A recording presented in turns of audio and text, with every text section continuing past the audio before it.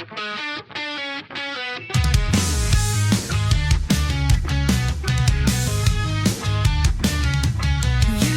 comic talk, you know who to call. Weird Science. Jim is short and he also can't see at all. Weird Science. When there's comics to review, you can count on the Get Fresh crew. Beep boop. It's the Weird Science DC comic show. Let's go. It's the Weird Science DC comic show. Let's go. Let's go.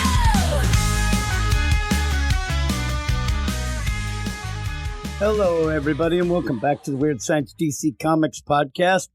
I am Jim, and Hello, Weird Science. what? Oh my God, Dan! What was that? Hello, Weird Science. I have to have some guest hosts here.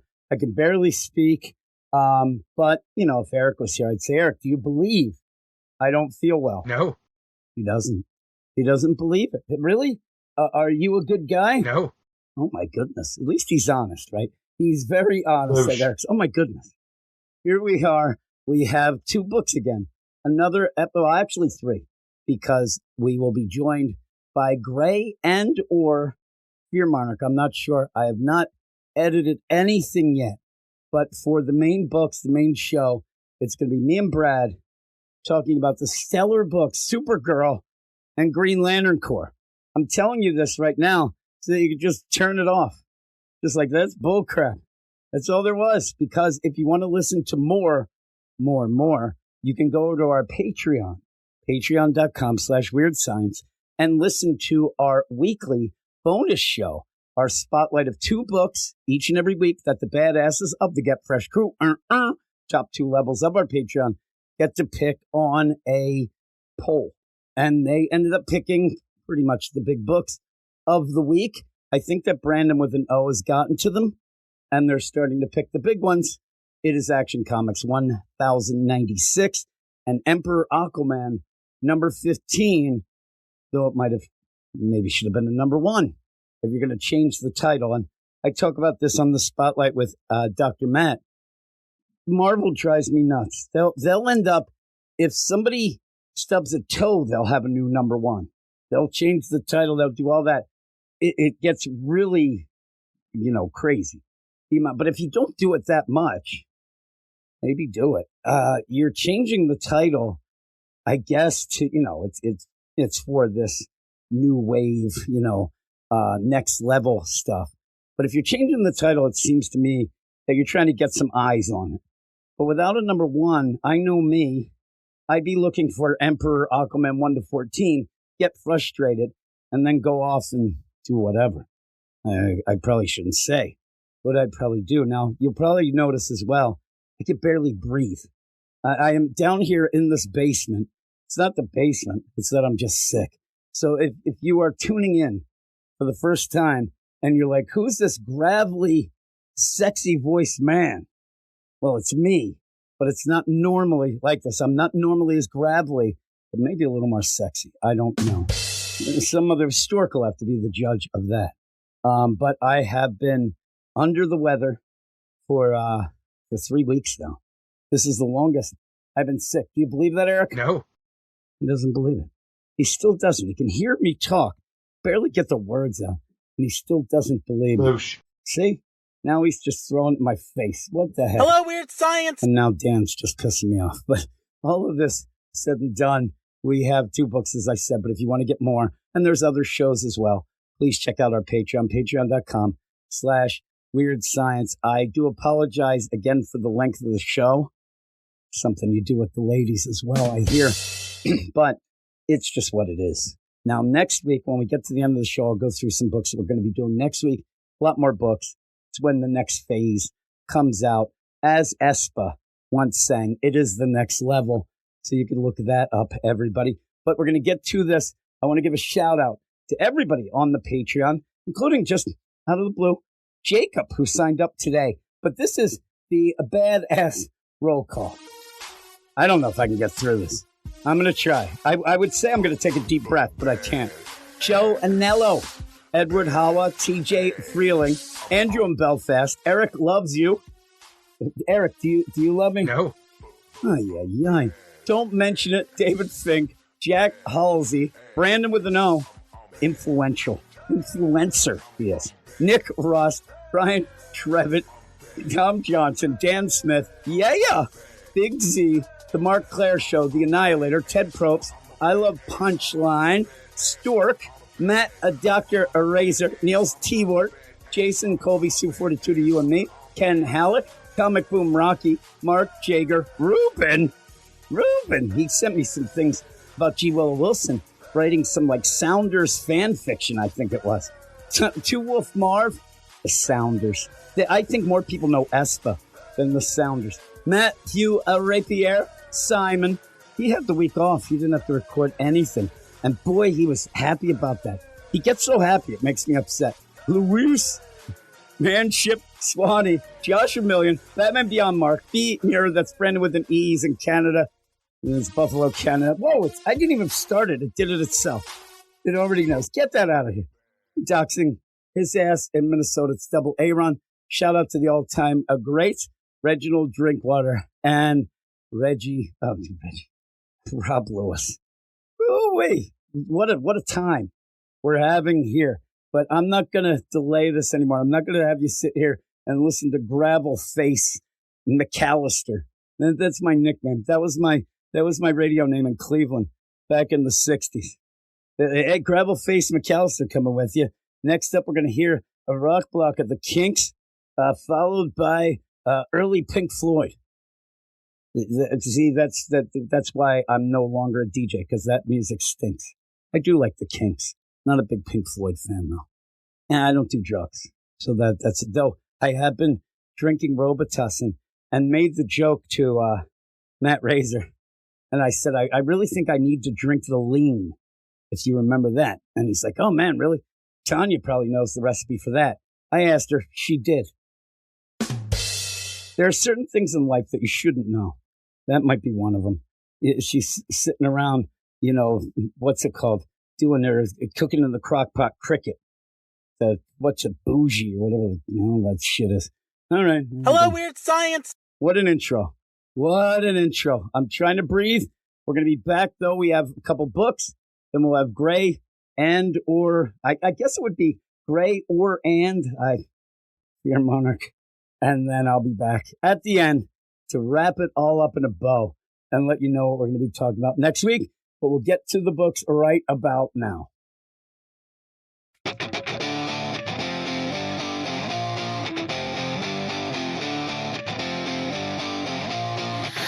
I wake up, make up for hours so it looks like I just woke up. It takes up all my waking hours, so you need to just shut up. You follow me around and say what I say. They don't look at you, but maybe someday you'll say something that's not totally cliche. Like, no way. It's just another day for a teenage drama queen. Don't know anything, but you know what I mean. Oh, it doesn't matter as long as you make the scene. Like me, like me, like me, like me. Oh, you wanna be just like me. I make up with my man I broke up with 4 times just this morning. I shake up everything on the reg, but you know I'm always just performing. You follow me around and do what I do, but I wouldn't do that if I were you, 'cause this kind of thing is gonna break you in two. Oh, boo-hoo. It's just another day for a teenage drama queen.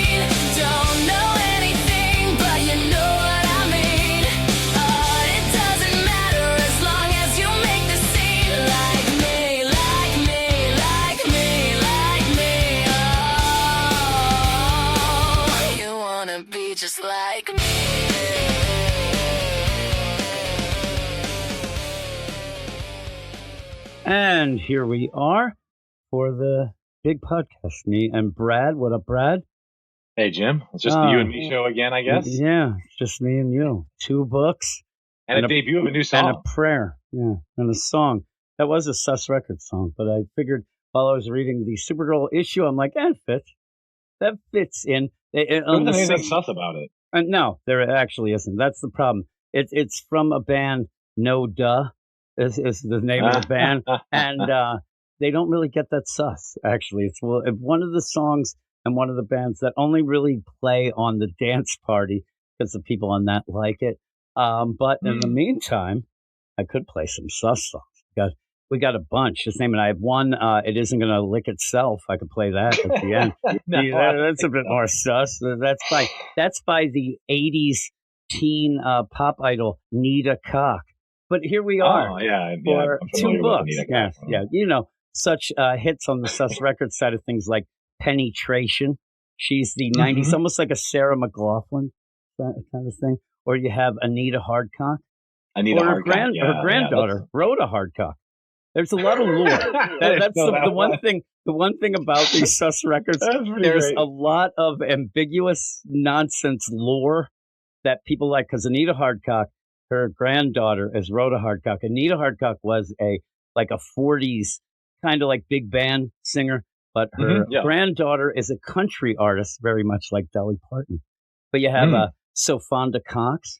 She's a Olivia Newton-John type. You got it all.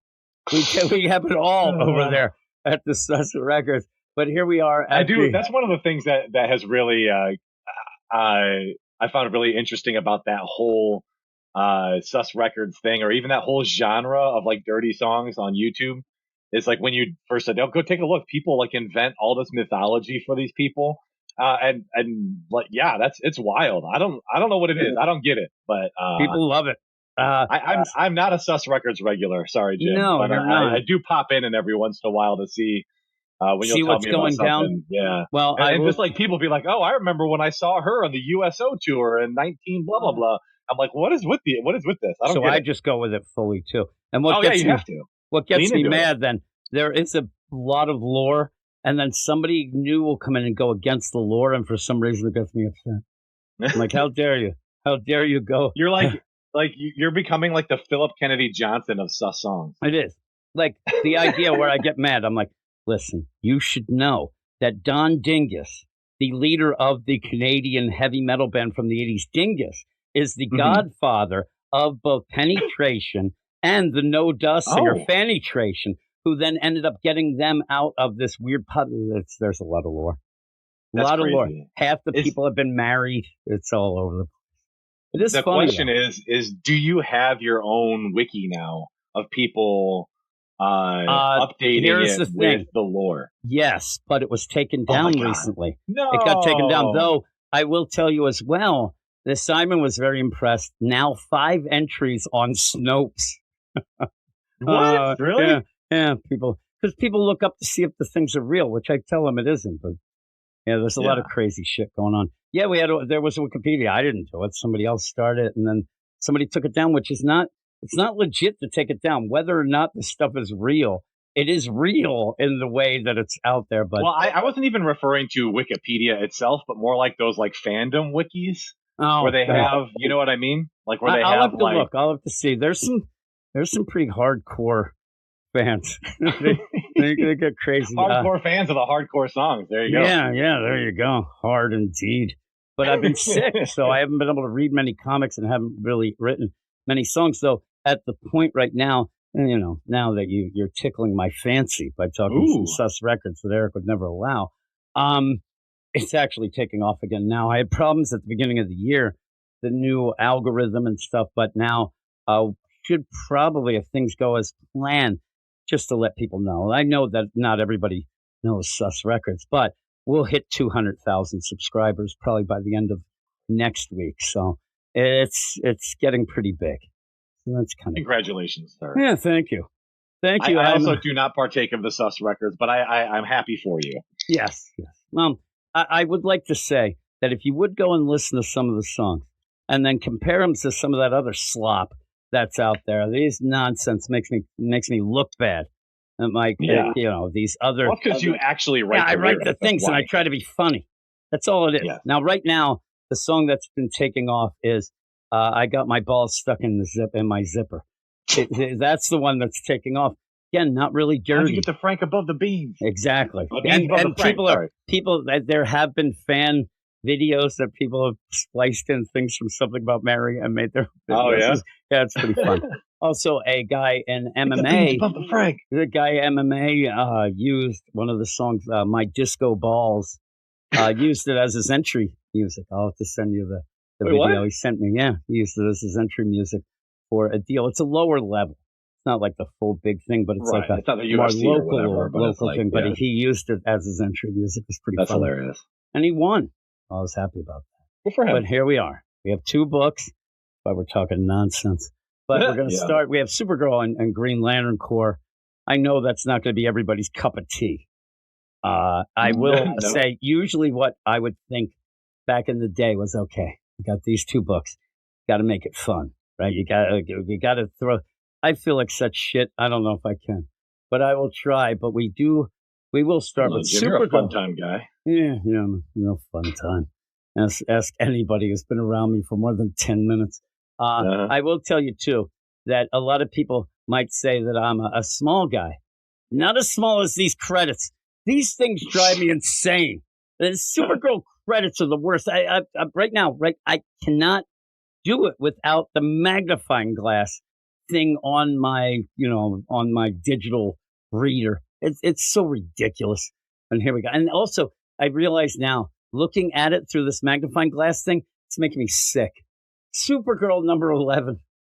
Let me hit the ding sound too, so I can get these bunch of people complaining that my timestamps weren't accurate.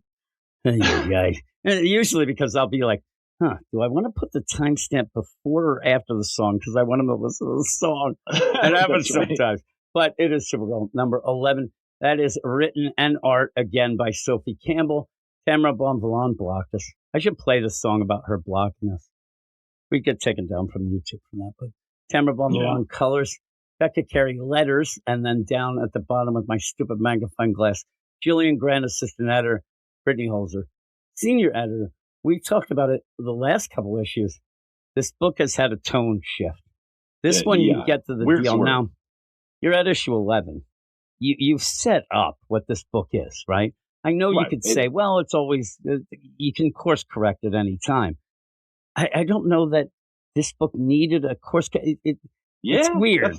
That's the weird thing, right? Is that, the word to describe it that we eventually settled on was it's a sitcom, right?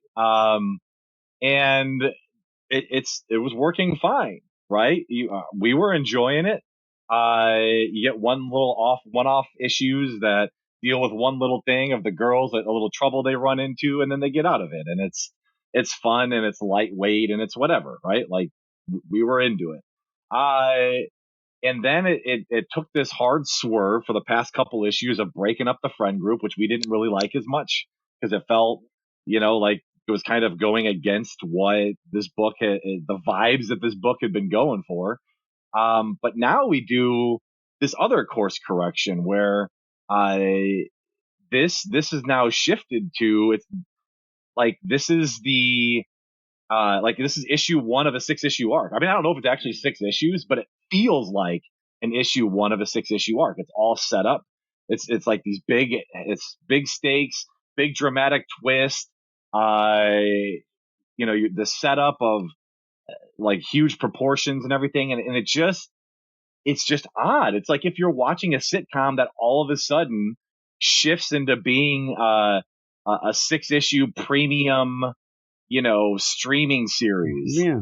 Right. And even changes into like an action series or a drama. Yeah, like it's weird. Like it goes from a situational comedy show to now it's a 6 episode premium format, action series. Yeah. Like what are we, and you know what's weird here? That works at not 6 issues. Like just imagine if you watch again, I don't know that it's 6. Yeah, you know again, that it's 6? I don't know either, but it's something. But it feels it like still changes, and it feels like something like Buffy back in the day. They had the musical episode, or Supernatural did it a lot, where suddenly they're in a sitcom, but that works one little bit. You can't just, and so the weird thing is that the sales had come out. I know that these sales, it's point of sale stuff. It's not fully accurate. It's like 125 stores out of 3,000. But if you look at those, Supergirl is 84 out of, the top 200. And you might be like, okay, that's actually not bad. That's for actually what better than I Supergirl thought is. it would be. And so Yeah. just to tell people what that means or whatnot, here are the books around Supergirl. Aquaman is 83. Supergirl, 84. Poison Ivy, 88. Batman and Robin, 93. Batgirl, 94. It's in the mix of a lot of things. So the weird part of it is, it feels like they kind of got, maybe Sophie Campbell's just doing whatever, because she does seem very random. But it almost feels like this issue is hey, listen, that other stuff isn't working. It's fine. Some people like it, but you can really improve the audience by making it more of a traditional, even a Silver Make it more Age like the feeling, other comic but make stuff. it more like the Yeah. things. And what happens then? It's like New Coke. It's like anything like that. Bands are the perfect deal, where you have a set amount of fans. You have your fans, and then grunge hits, and you start making grunge albums, and you lose everybody. Because I'm telling you, Joe Q hater public is not going to pick up this book. No. Never will pick up this book. And you had a weird, quirky book that, whether or not it was the best thing ever, whether me or you said, oh, it's not for us, we realized that. You know what it was? It was unique, and it was quirky. It was something that you, when we read it, whether I would lose my mind and you liked it more, or vice versa, you always knew you were going to get something a little different when you get it. It wasn't generic. It was, and I feel like it might go down that route, and it'll be the best of no worlds. You'll end up losing everything. It definitely could be. And I will say, if you are somebody who you like Supergirl and you've been a little bit interested in the book, but you haven't jumped in because you're like, I don't know, like I kind of really would want something that feels a bit bigger and a bit more important for me to jump in. This is a decent jumping on point. It is for that. But if you are somebody who has been with it the whole time, you might be kind of going like, I don't know, I kind of want to get the band back together here. I want fun little adventures in Midvale, but I don't know. At first I was against it. I said, I don't get it. I don't like say, a Superman Unlimited. I don't like these in and out at Batman right now. A lot of these books of in and out. I don't like that, the old in and out. But it won me over a bit because I love character work. That's why I like comics, and it started to be fun character work, kind of goofy. Once they went to that party and the drinking, it started shifting, and I started like, I don't know about this. Also, just remember at one point, it was a book that, your daughter and your son, and then it started to get into the point of like, I don't know if I should show it was weird. Well, right? it was, it got to the point where like I was, every time I would ask my daughter, especially, like, hey, what'd you think of that last Supergirl issue? And she'd be like, oh, it was really good. It was really fun.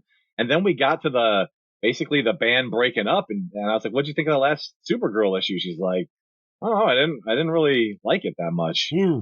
Like it kind of made her its down. charm.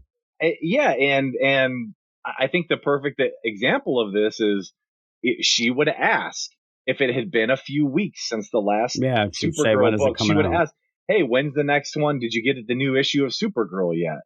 And she hasn't asked since that. She didn't read the last issue because I forgot to give it to her. Yeah, and she forgot to ask. Yeah. I mean, I'm going to give it to her now because I remembered now, and I have it set aside to give it to her along with this one. But like, I don't think that she's going to be like, oh yeah, that was fun. Like, I'm really curious to see how she reacts to this one. I get the, it was okay. That's the worst because it's like she thinks she might insult you by like, that was okay. And then if you talk more, this is how when I make dinner and doesn't how like my it. kids are. It's like, and then once you say like, oh really, like that, once you start talking, then the shit comes out. Like, I didn't like this. And again, though, it was a book that your daughter kept telling you what she liked. I think it might turn Yeah. into what she doesn't then. And that's kind of Yeah, like we'll see. how it is with me. Because you had that problem in Candor.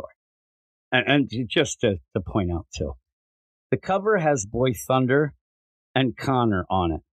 They Mhm. don't do jack or shit. In fact, Boy Thunder is in one panel. So if you're In the somebody shadows. who gets Superboy's only upset, in one panel. yeah, I But think I guess he's in two. yeah, he's two at the panels. very beginning and then at the very end, and Leslie is there, and she's only or not. What's it, Lena? Lena, She's only there for a second. Weird. So if you are somebody who's here for the whole reign of Superboys, which again, the reign of Superboys isn't on the top thing, so but it's still there. It has it on. It has nothing to do with it. You have Connor no. say, "I would rip apart the universe to find Superman," and then at the end they're like, "Hey, what's up?" That's it. I'm not even joking. That's it. Boy Thunder is in the shadows. And I was kind of interested to see what was going on with him and why he's there or whatnot. We'll have to see. But the big play is Candor. Bottle City of Candor is on fire. And, you end up. And I thought Connor and I thought they were all going to go together. Yeah, that's what I thought too. Supergirl just gets on her yellow ring, which is very much prominently pointed out that she can still have her powers then, only for it to be yoinked away a little later. That's Right. kind of the thing that Sophie Campbell does a bit. She'll like introduce something that seems cool and it's a big, callback. Yeah. And then it just kind of gets used as a prop for a second and it goes. And I wish that she would have explained it a little more. When you do get it yoinked away, she kind of reacts but doesn't. You see what's going on. But I think some younger readers might have been a bit confused. But when she goes down into the bottled city, she sees that it's just gone to hell. I mean, there's this crazy fungi and all these there's weird it's things on going. fire. There's this growths all over it, which has mouths on it. It's disgusting. It looks like Baitor from the one book. Did you ever read that? Somebody will know what I'm talking about. She's fighting off, and then all of a sudden she like rips through these tentacles, and then you see this crazy pulpy type kid team, and I'm like, okay, that'll be pretty neat. But again, this is one of my problems with this issue is there's some cool things. I'd like to see more of them, but yet you kind of just have them there as window dressing for a second. They do mention Leslie, and then they're gone. And they don't even drop a lot of info. So it's not like they're there to say, oh, you didn't hear the Black Flame is this and Leslie. They do mention it, but they're just fighting for a little, saying they follow orders. I want to see more of them. And you don't see anything, really. Well, yeah, because we basically get Kara's flying around, and she's like, "What in the heck is going on here? This has got to have some, I hope Leslie's not involved or whatever." We did see her at the bottom of the first page, looking thin as a wisp. Yeah, she needs a sandwich. Which I had forgotten that, like, she only turns into thick muscle mommy Leslie when she's outside the bottle of Bottle City of Candor for no reason. And you and I were talking before we started about there's going to be some people on League of Comic Book Geeks who are not happy. Yep, they were. Because she has a lot of fans. Thick muscle mommy Leslie has a lot of fans on League of Comic Geeks, and they are a little bit upset. But you could have kept. Again, it's a Candor I just don't get thing. the point of that shift. Like, why are we doing that? I don't understand. Well, but whatever. The only thing I think is because you are playing this. Like, there's a lot in this. That one thing about this book. I'm not saying it's great. I'm not saying it's smart. Whatever, because a lot of people have written it off, but they probably haven't read it.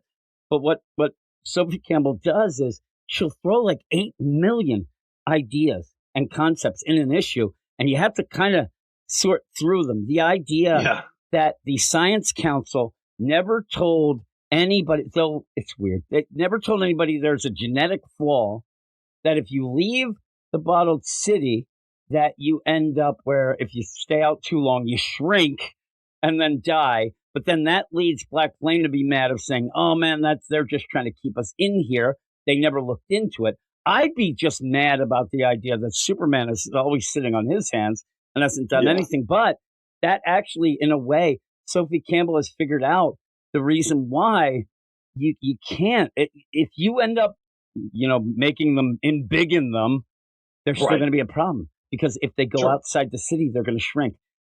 Again, it's kind of neat, but all this is kind of thrown into making this issue. And what I think this whole thing is the down with the boomers. They're not doing anything to help us. The kids are going to rise up and we're Yeah. going to take it to the street. That seems which to is be fine, the theme, right? right? But it gets muddied a lot in a lot of these other things, and I'm like, it's a cool theme. Well, and it also is undermined somewhat by the fact that it seems like there's only two people that are doing all this. I thought from the solicit that we had read that it was like the youth of Candor rise up against the Science Council, but it's not the Utes. It's just Black Flame and Leslie. And Leslie doesn't even seem to be that into it. No, we'll get into what's going on with Leslie here in a minute. It just seems a little bit weird, but yeah, I don't know. I think it's undermined somewhat by that fact. But yeah, we do get where Supergirl flies up. She sees this group of citizens in trouble, and right away, I was a little bit thrown off. So like, let's get out of here, back to base. And then there's this like blue alien thing. Not yet. Not yet. I thought they were all a team. I thought it seemed cool. Yeah, exactly. But that character, I guess her name is Cut. Yeah. Was actually attacking them, but it doesn't look like. Yeah, that's what I'm saying. That's some of the things that get muddied up. I thought they were a team. I thought, oh, she's playing like a mini Legion inside the bottled city. That's cool. They have their ray guns and stuff. And if you want it's very thick, science fiction. The one girl's kind of thick. You can get the thickness there. It's pretty cool. She's got I love that hairdo. By the way, that's like a moon girl. There's a lot of characters like that. But I didn't know, even when the Cut says not yet, that's not as enough. Like, I'm like, oh, they have other things to do, this team. And then they just start going, hey, I'm with the Black Flame. And I'm like, okay, it's kind of weird. It didn't get set up well.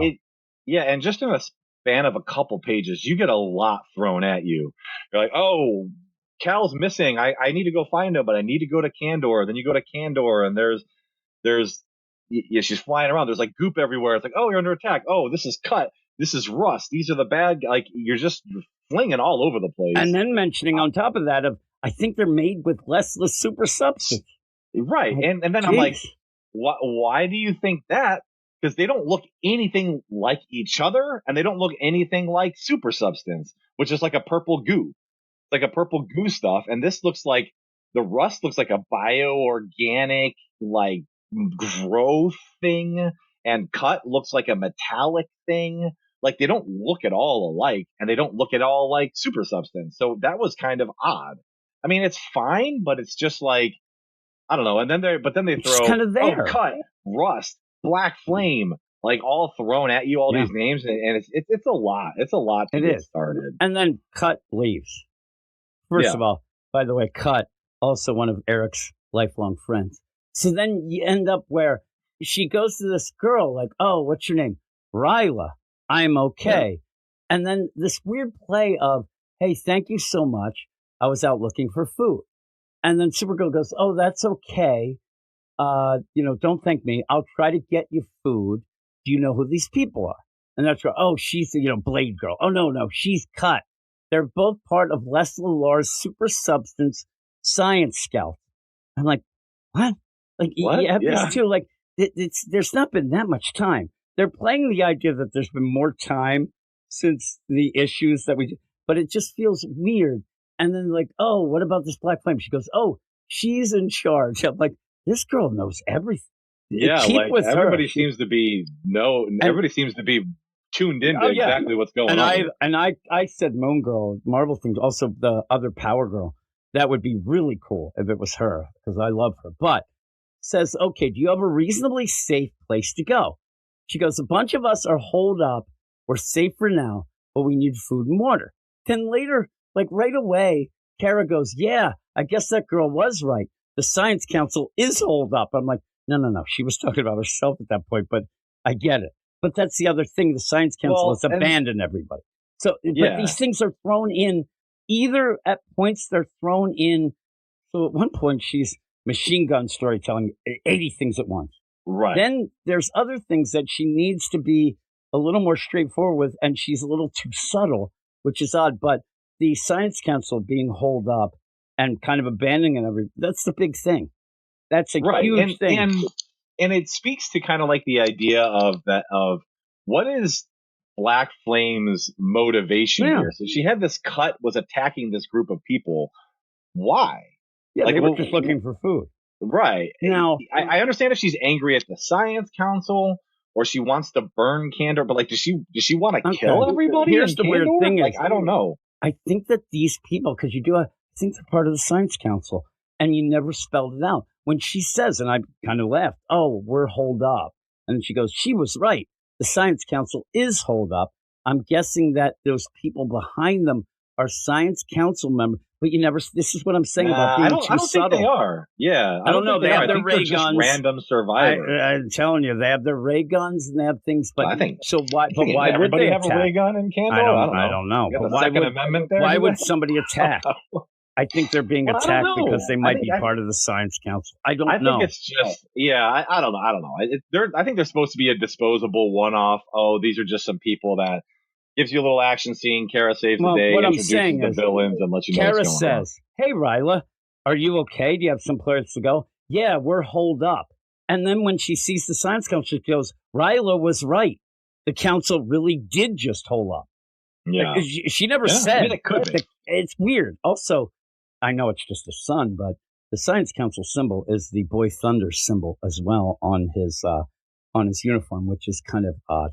But yeah, so Kara's going around, You're right, and she's trying to find something. She finds Lesla, and again, I think that this issue, maybe it is because they made her course correct, or they thought they needed her to.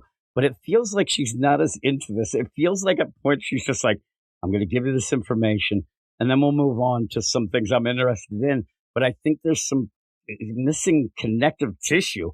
But she goes, there's like, why doesn't, I know that it's kind of hateful, but Supergirl should be like, "Damn, girl, I made the joke. Like, they must have a Zempic here in this bottled city." Because you go and she needs a sandwich. Jesus Christ. Kara goes and it's like, "Oh, Lesla, hi. Oh, Supergirl, I missed you. I missed you too." The last time we saw was Lesla like, "Please don't be mad at me. Shut up, bitch." Like, Kara was so over the top, mean. Play that. Play the idea of, "Oh, you're here to see me now." But get that idea that Lesla isn't bad. She's just very confused of why Kara treated her like that. Yeah, that's the thing, is that on the one hand, I'm glad that like there's some reconciliation sort of taking place here. We know it's been at least 6 weeks. Yeah. Because we did the Valentine's Day thing last issue, and the fight and the breakup was a New Year's party. So we know it's been at least 6 weeks. So clearly Kara has had some time to like cool down and like kind of misses Lesla, right? Like misses her friend group. And that's good, because last time we saw them, she didn't really seem to be. It was odd. She was still mad at Lena. She was still mad at Lena for working with Lesla to spike Lesla's drink, and then Supergirl taking it to, stealing it, and I don't know. It never made sense. So like, I'm glad that she's not just here like, "What the hell, Lesla? What are you doing?" Like, she actually comes down and is like, "Hey, I missed you. What's happening? Please let me know what's going on." And so I like that we're doing that, even if it does seem a little bit odd because it's not where Kara's been at. I guess we can kind of chalk it up to some time having passed, and she's sort of, kind of moved on a little bit, or, some of the pain and hurt that she had from what happened is dulled a little bit. Probably shouldn't have taken this long, but whatever. So I'm glad that we're kind of moving on, but it does kind of make it weird because, it would make more sense for Lesla to be clearly showing some frustration or anger or betrayal, considering how extreme what happens next. But she doesn't. She seems to be like happy that she's here and missed her. Here's the funny thing, though. This sort of shit makes me laugh all the time. Kara says, "Hey, please tell me it's not as bad as I'm afraid it's going to be," saying, "Hey, what's going on?" Says basically to Lesla, "What's going on? I hope it's not as bad as this looks." Lesla says, "I had to do it. I'm sorry." That's what she says, right? Kara thinks to herself, there's more she isn't telling me. No shit. The idea. Hey, what's going on there, Leslie?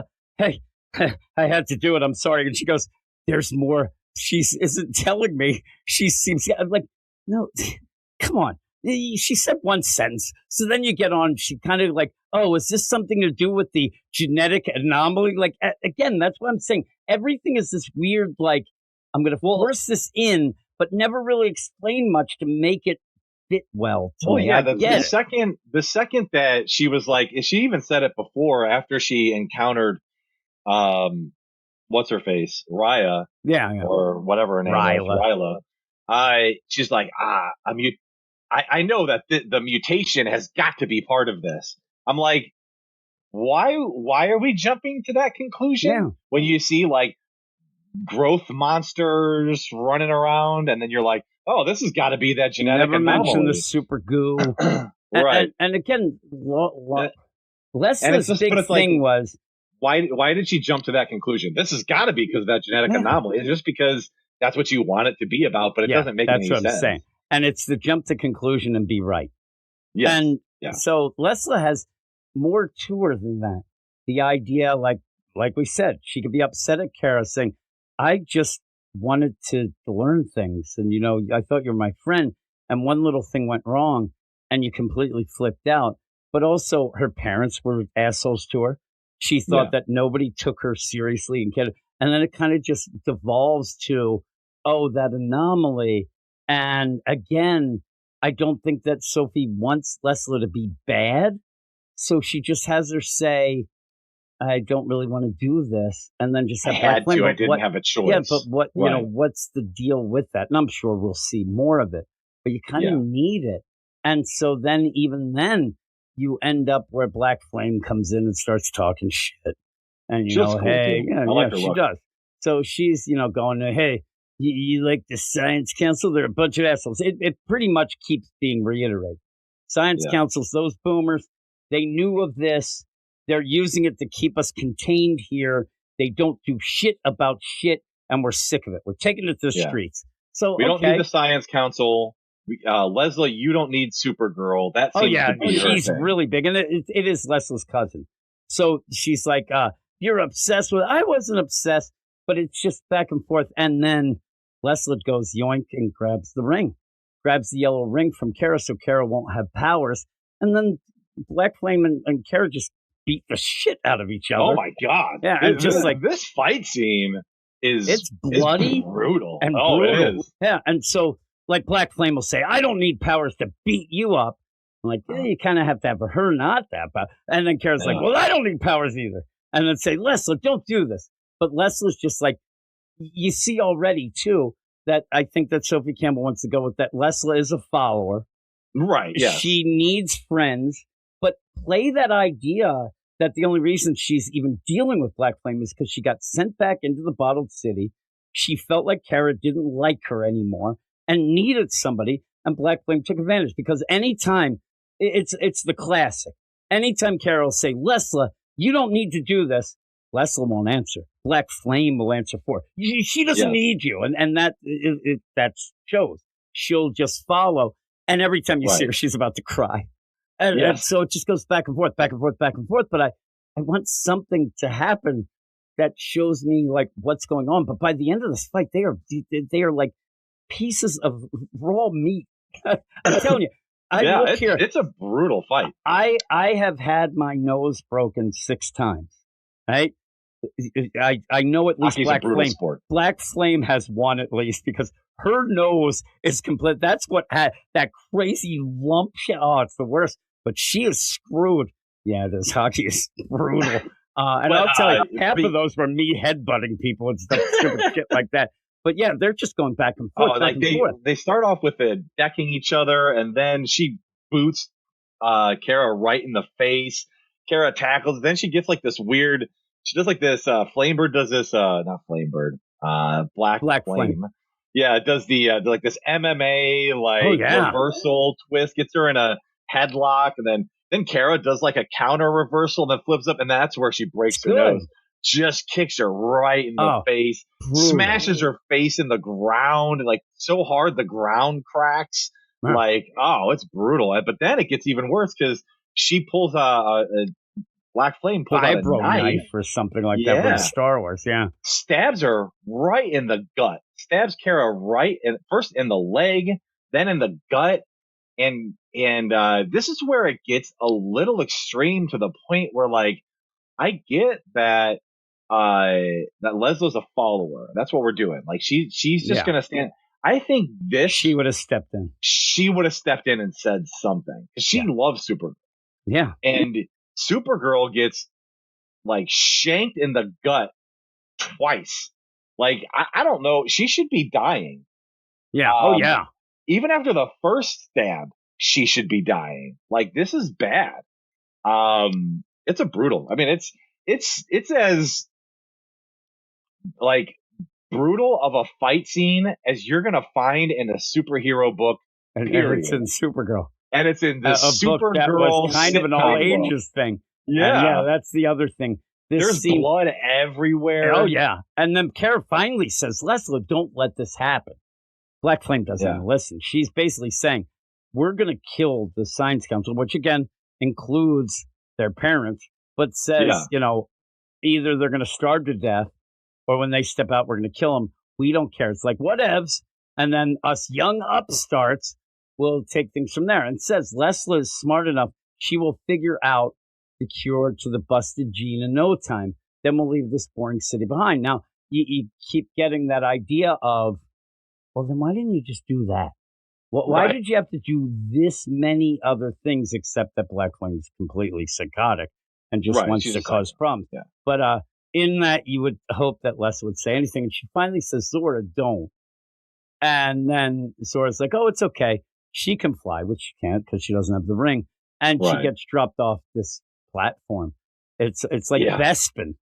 But she doesn't hang on to like the antennas. She just keeps going down. And which I did hear at the points where my one buddy would do Expanded Universes, Luke's hand was cloned then and stuff because that ended up down below. But in the meantime, Boy Thunder's watching from the shadows. You're like, he's clearly going to get in there. Yeah. And then you then have just, again, Connor and Lena's like, Superboy, something's wrong. Something's happened to Supergirl. I'm like, ooh, there are going to be so many people pissed off about this reign of Superboy. I don't care about the reign of Superboy. Yeah, I don't care either. But I wanted Connor, and it'd be cool if they were there, if they were involved and did some other things. Because I love Lena, even if it was just Lena. But again, Lena and Kara are a little offish as well. So that would have been neat for her to be there as well. But in the meantime, Black Flame's pretty cool. Brutal as hell fight that I did not expect. I did not either. At all. But overall, like I said earlier, this is more brutal than any fight in a comic book KO thing we saw. You know what I mean? Like, this is where it's at. If you want, it was almost worse than some of the KO stuff. You're right. Yeah, it was crazy. Yeah, but it's okay. It's a start for this new thing. It feels more of a action-packed, comic book kind of thing. But that's not what I want from this book. And it ends up where there's a lot of stuff that just seems to be missing. Like you said, Black Flame just ends up being, I'm a teen and I'm going to take it to the streets. I don't like those old people. So it becomes very generic. We need a little more than that. So I think we'll get more. I think Black Flame pretty much is that character of they think they're smart because they're old and we're going to take it to them, whatever. But maybe. The thing is, I don't even really care about Black Flame. What I care about is Leslie. And I think like that's what has me like chomping at the bit, so to speak, for the next issue is the idea of like Black Flame is Black Flame. She's gonna Black Flame. Yeah, I things. think she's Black gonna Flame's burn things to the ground. She's gonna do Black Flame stuff till the end of time. That's her deal. But I'm here for what's happening with Leslie? Why is she doing this? How did she get sucked into this? And what is her, what is she trying to do and how is it going to affect her? Which I think speaks to the effectiveness of the previous issues in this run of getting us on board with these characters. Yeah, I think that my biggest problem too is Leslie, like really, I hope they point out like Leslie went, remember at first I'm Supergirl. But then she became her own thing, and she wants to be a hero. Mhm. And then she's back in the bubbled city. So what do I do now? This sucks. She could be mad at the council because without this anomaly deal, she'd probably still be out, even though Kara Yeah. seemed to not want any parts of her. But I wanted more of that, like, I was somebody and now I'm nobody, but then Kara can say, you're always somebody. You're Lesla. But you don't get that. She's just standing there. Yeah, I mean, and we'll not, see. We'll see what happens. Like, that's what I want to know is like, how did Leslie get to be in this state, and how Yeah. are we going to get her out of it? So that's what I'm interested in. Like I said, that kind of speaks to the effectiveness of the character work of the book previously. I think it's going to be something like she was down, she was depressed. Black Flame took advantage of her and said, "Hey, I can make you be something again. I can give you the connection that you lost," and blah blah. I think it's going to be something like that, but we'll see. I don't know. I'm looking forward to what happens next, but it definitely is a jarring shift. That is for sure. Yep. I agree. But what would you give it? Yeah. So like I said, jarring shift. Overall, I liked it. It is, like we said before, a much more traditional comic book arc issue one story setup, which is just very odd for this book. And kind of like a lot of issue ones, it's just kind of like setting up where we're going to go for this arc. Right. Yeah. And so it's always kind of hard to judge an issue one of an arc. And you kind of just have to say, hey, is this setup compelling? And am I looking forward to what's next? And in this particular case, I am. Yeah. I really want to see what happens next. I want to see how Kara gets out of this. I want to see what's going on with Boy Thunder and Superboy getting involved. I want to see how we're going to bring everybody back from the brink and get the band back together and redeem Lesla. Like I'm on board for all this. The fight itself was compelling and it was brutal, shockingly so. But I was into it. I was like, oh my god, this is great. It kind of raised the stakes of the book too a little bit. So I don't know. I liked it. It's a decent jumping on point too. If some of this, like I said earlier, this one-off sitcom stuff isn't for you, you could jump on here for something that's a little bit more high stakes if that's what you were looking for. And I'm really glad to have Sophie Campbell drawing it again. I think it looks great. I'm going to give it a 7 out of 10. I'm a 6.5. I'm just a little under. But I agree with what you said. I want to see how this goes forward. It's just weird shift. But we'll move on to the next book, which is Green Lantern Corps. Oh, yeah. Green Lantern Corps 14. You didn't even know we had to do this book. No, I because didn't. You dropped its ass. I dropped it like a curb. It's written did. by Morgan Hampton, art by Fernando Passer and Claire Albert, colors by Reeve Priano, letters by Dave Sharp, assistant editor, Jillian Grant, editor, Kathleen Wisniewski, group editor, Paul Kaminsky.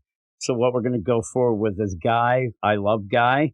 I think this is a weird guy. It's not fully generic, oh, Guy's a dick and whatever, but it gets caught between a couple things. I don't love the voice.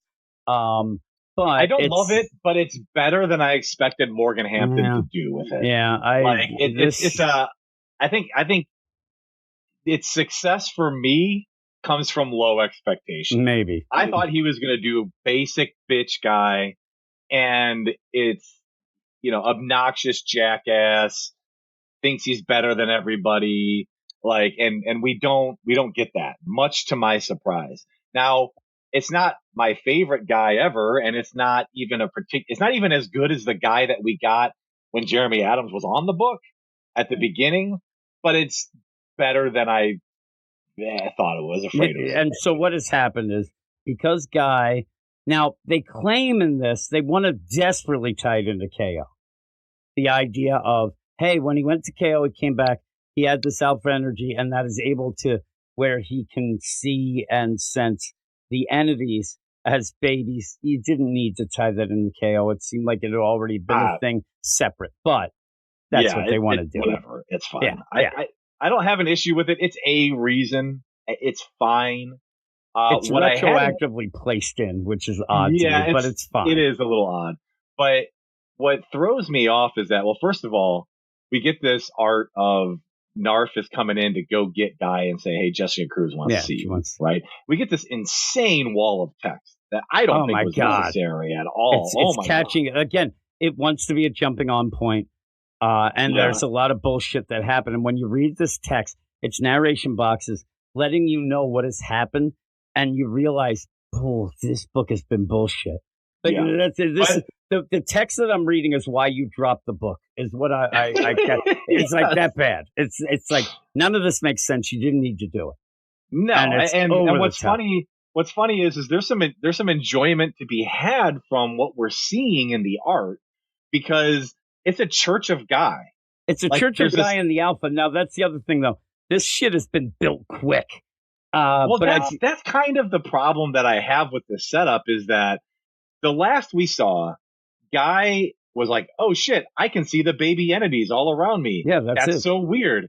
And then, like, so okay, ask you if it's Guy, and we know Guy because he's both of ours favorite. Like, we Mhm. both love Guy. What would Guy do? So Guy would he would very much enjoy being the he center of loves the attention. attention. He would love the would, attention. But He would also, take advantage of it as well. He would, but he's also got a lot of sense of responsibility.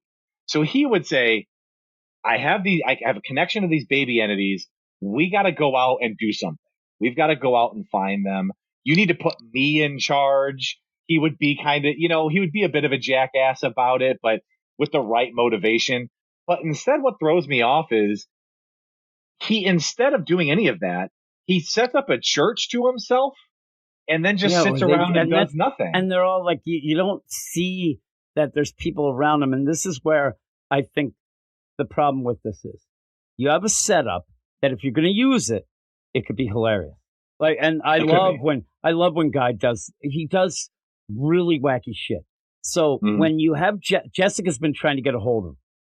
And so what you don't need him to be sitting there slumped up. What you need is, he thinks he's fucking Socrates and he's walking him through the garden. And the fun would be is to listen to the bullshit that he would tell these like, oh, and then like, or he could tell us. So anything he would say would be complete bullshit. And it'd be so funny because they'd be like taking notes and they're walking with him, whatever. And then it should be Jessica going, come on, Guy, I need to talk to you. And he's like, oh, but I'm talking to my apostles here. Like, enough of this. Let's go. And then, okay. And go. You'd have somebody feeding him grapes. Just nonsense stuff. Because not that he would be mean about it. He would take advantage of the situation to make things fun for him and to do whatever. But you have this church to make himself feel more important. This church thing feels way off, and then he almost plays off like he's sick of it. And so you don't even. It's not even fun. No, that could be a fine gag, except for the fact that, like, it seems like he did nothing and is all out of ideas. Yeah, like he had these entities in his head, didn't do anything about it, except like either start a church or a church formed around him, which implies that there's been like a serious amount of time. Yeah, that like that's the problem. That he did nothing, and while he did nothing, he got bored and sick of it. And then it's like Jessica Cruz is like, "Hey, we need to put together a team to go find these things," and he's like, "Oh shit, that's a great idea." Yeah. Like you said, I've done nothing, and I'm all out of ideas. Right. So like you play this time jump that isn't really should be there. And like you said, you miss the fun. Have at least a little tiny bit of fun before you get to the big thing, which he would have been involved with as well. You could have set up that he told them about the entities. They're just babies. Oh, that's because they, reincarnate. But these are in my mind. They're out there. And then have at least a little bit of something where he said, figure out what we can do. In the meantime, I got to go talk to my students. And they're like, look at this guy. And it's just nonsense. You could play like the bit like you're saying, like he's walking around like Socrates spouting bullshit. So fun. Except unlike Socrates, who was actually smart. But he's spouting bullshit because it's Guy, and because even though he has a connection to the entities, they're not speaking to him. They're not sharing wisdom with him. They're just spouting off numbers and random bullshit. So he's like, they're just saying numbers. That's all. They're not even doing anything. So like all this stuff, people think it's coming from the entities, but it's just Guy bullshit. Just Guy. And you could play the idea that like he's met with Jessica Cruz multiple times, and she's like, we got to do something. And he's like, look, they're not telling me anything. There's nothing I can do. I don't know where to go. They're not telling me what to do. It's just They're just in my head. And in the meantime, I'm just sitting here trying to make something from it. Like, like you could have played But you that didn't bit, do but anything. no, you Like, didn't and do I it. know So this would sound a lot like a Guardians of the Galaxy Star-Lord thing, but I need, and Yeah. again, I don't need to have play that Guy. though. I don't need to have Guy full out like you just randomly at the beginning. He's just drifting in and out. He's in the background of the scene going, and they're all annoyed with him. And he's like, it's just like dust in the wind. They're like, you are so smart, Guy. And he's like, yes, I am. And they keep going. But you don't have He's like, anything. I just share the wisdom of the entities that through me. Yeah. Like just some spouting and bullshit. it's bullshit. Yeah, That's exactly. fun. But you don't have that. But you don't get anything. You get No. even when And you get the instead- transformation of Narth, doesn't play out very well. No, it's just it's all like, of a sudden. He's just you don't even show it. And like instead you play this bit that a church sprung up around him, which makes it seem like too long has happened, and he's sick of it, which again makes it seem like too long has happened. Too long. Yeah. And it seems like nobody had the idea weird. that we should go out and find these entities until these months have passed for this church to spring up and him to get bored of it. Like it doesn't it just speaks to, I think, something I talked about last time, which is just another missed opportunity where like there's a seed of an idea that Morgan Hampton has had. He's not a very good storyteller though. That's right. The You problem. could have had fun with this thing that like Guy set up this church because of the thing and he's having fun, but it's getting old and whatever, right? But instead it just makes everybody look incompetent because months have gone by and nobody's done shit. And this should be the most important thing. And now all of a sudden it's the most important thing. Like it should have been the most important thing months ago, apparently. Everything about it is off because, like you said, Morgan Hampton, he's just not a very good storyteller. He's not a very good storyteller. And when you're going through that beginning with the narration and stuff like that, and he starts mentioning Encore, I'm like, get the hell. That again, that was it could have been it wasn't very interesting. But he ends up shoving it in, barely deals with the motivation of the Green Lanterns destroying this Encore's planet, but then gets real muddied up and then it's over. And you end up nothing hit. You don't feel like, oh my God, that's it's nothing. You forget about it. And that's what he did here. You had some setup, and what you end up doing is the stuff with Guy walking around like Socrates. You know what that is? That's character work. You end up having some fun. You see some of these other, the other people. You even have like Dexter. You have some weird people who are involved in being full out, like in awe of Guy as well, which is weird. But you are getting towards what I said might happen, is it does look like we're almost getting like a new Guardians team again to go find. Right. But that's the interesting thing. But it is only because all the other stuff is bullshit, because then you get Jon Stewart. And I mentioned to you before, are they going to play the idea that Jon Stewart's just Jon Stewart? Because Jon Stewart died. This is a different Jon Stewart. And when they play it up with Katma, she's saying, listen, I'm not the same person that you, but that's all weird. It's all jumbled and whatnot. But this isn't that interesting either. Like none of the stuff is that interesting. There's two things going on here, right? Which is, one is that this Jon Stewart, it is our Jon Stewart that we have a history with. But at some point in the Jeffrey Thorne bullshit, he split himself into two. And the one stayed with Katma, and the other one went out and did all the shit that we saw up until this point. And that continued with some of the Philip Kennedy Johnson stuff as well. Right. So that was who ended up continuing. But it was bullshit. Right. It should have just been forgotten. But that does make it weird with, like, I'm not the same. Okay, but that's fine. Yeah. I get it. It's a fine play. The issue that I have with this is that, okay, so we're playing with the stuff that we said we knew he was going to do, which is this idea that Katma Tui is like, you drug me here, and then you just take off and go do superhero shit all the time and leave me alone. Right? That's what we're playing. Which is fine. Except, like, there's no setup for it. Literally, we went from Katma Tui, like, service. Right. The last time we saw them together before this fight that they had in the last issue was she's like having lunch with him and he takes off to go do superhero shit. And she's like, that's so cool.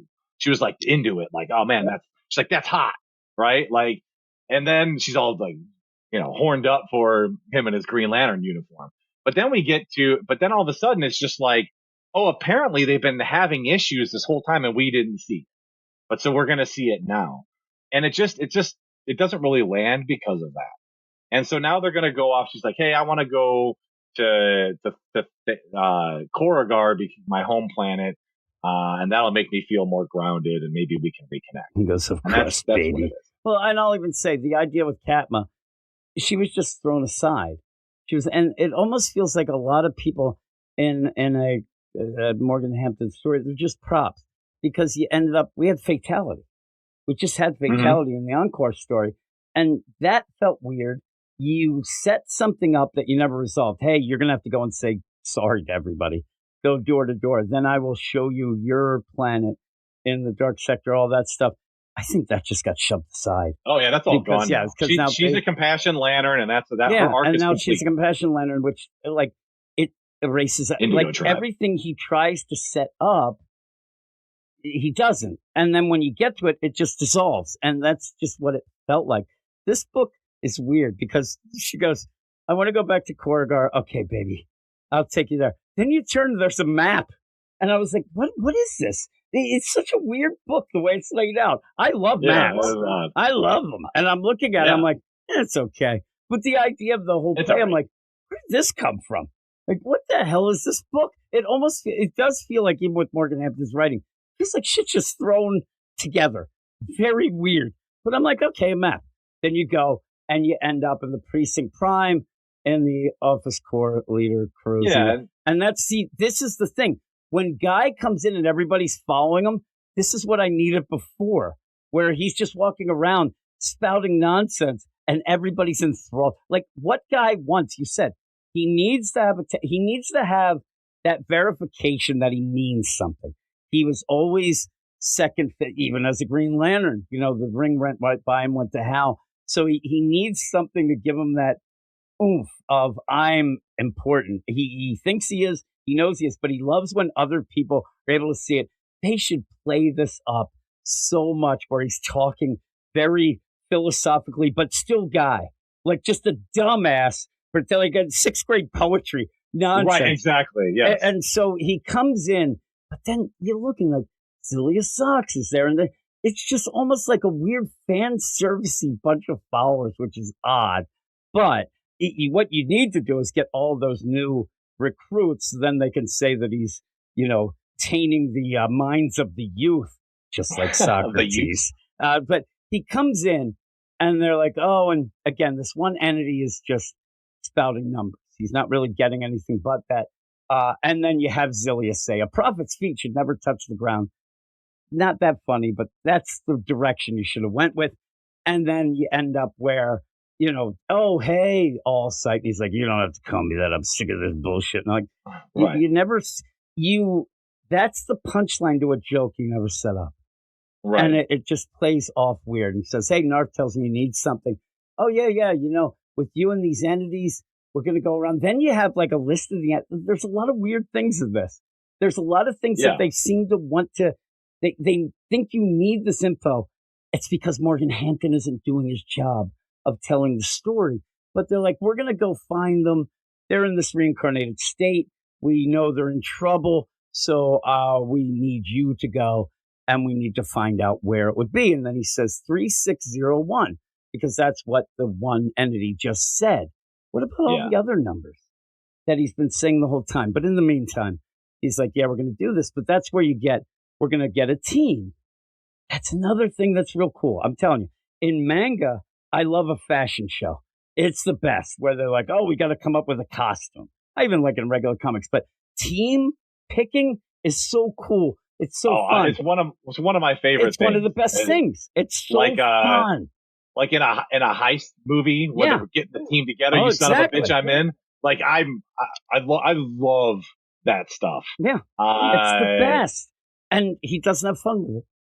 He just has some cold people. But we do go back to John Stewart to go to New Koragar. I love the shout out of these sinister sons.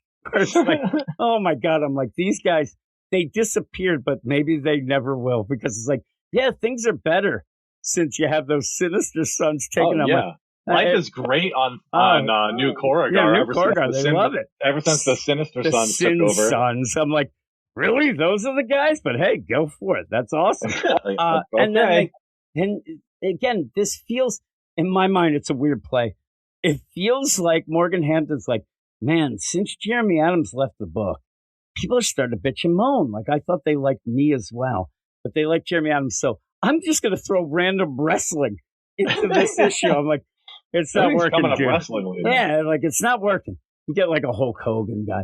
But again, what I think Morgan Hampton has to realize, like, you only have a certain amount of space. You only have a certain amount of time. And yet what he does is he wants to keep adding shit that could be cool if it had a little bit more time to breathe. Just a teeny bit. This doesn't need to be bigger. But in this, I'm telling you, you go on New Korrigar. Hey, what's going on here? And Capman's like, I'm feeling better already. Look at this bullshit street food. And oh man, there's this fight. They have this Great fight to be there. home. Yeah. And she's like, oh, you don't get it? They have this fight in the street and they get to pick this and that, whatever. You're assuming that Jon Stewart's going to have to fight. But instead, out of nowhere, this happens in 3 pages. Oh, who is this guy? What's this guy? Terror Fist. Who's Terror Fist going to ends up being? That's very Guardians of the Galaxy. But the idea, who is he going to pick to fight next? And Sornik Natu comes out of nowhere and says, I'm going to fight him. Well, you're not really supposed to pick. But so in this, you get Sornik. Huge, right? And then Jon Stewart goes, oh man, I think that Parallax is in her. I'm like, what the fuck just happened? Like, these things are too big to just say, there's Sornik Natu. Oh, by the way, Parallax is possessing her. Jesus Christ, take some time to develop these things. You just throw them at him. Your dog agrees. Man, yeah, no kidding, right? It's true, though. The idea is like, you are now hit with 3 huge things, and they just happen. Also, the team building is just them calling people. Hey, you get here, you get here, you get here. So they're going to be. We're going to put together the team. It's going to be, what do we get? We get Razor, and we get Fatality, Sinestro, Ellie, Larfleeze. Never take Larfleeze. No, you don't need to have an orange lantern. No, you don't. Again, it's supposed He's to just be going to this. fuck everything up. No, it's supposed to be this. Again, the new Guardians. It's going to feel like a Guardians of the Galaxy as well. But what's Sinestro doing? It's Sinestro. He's just hanging there in a stoop, looking out. Yeah. He's like, and hey, you got to proceed. Yeah, he's like, of course. What? And again, the minute that Sinestro walks in, here's the humor of it. Sinestro walks in this room and goes, fuck no. When he sees Guy dressed up as a monk, and they're really trying to play the idea that the monk bit in his haircut. I get it, but whatever. So the setup is we have this crazy team. Oh my God, this team's crazier than the last crazy team that was crazy. And then you go, oh, we're going to go to this Manhunter sector. That is that sector that entity said. But that's a Manhunter sector. No Green Lanterns allowed. The guy says, well, it's good. We have other colors. But how much does he want to not tell a story when he goes, oh, by the way, Fatality says, I can just warp us there right now. Yeah, right? Like, what? You end up skipping.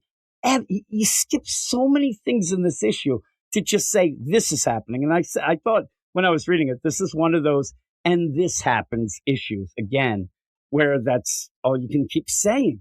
Because then you go back and you do have Sornik fighting Terror Fist or whatever the fuck his name is.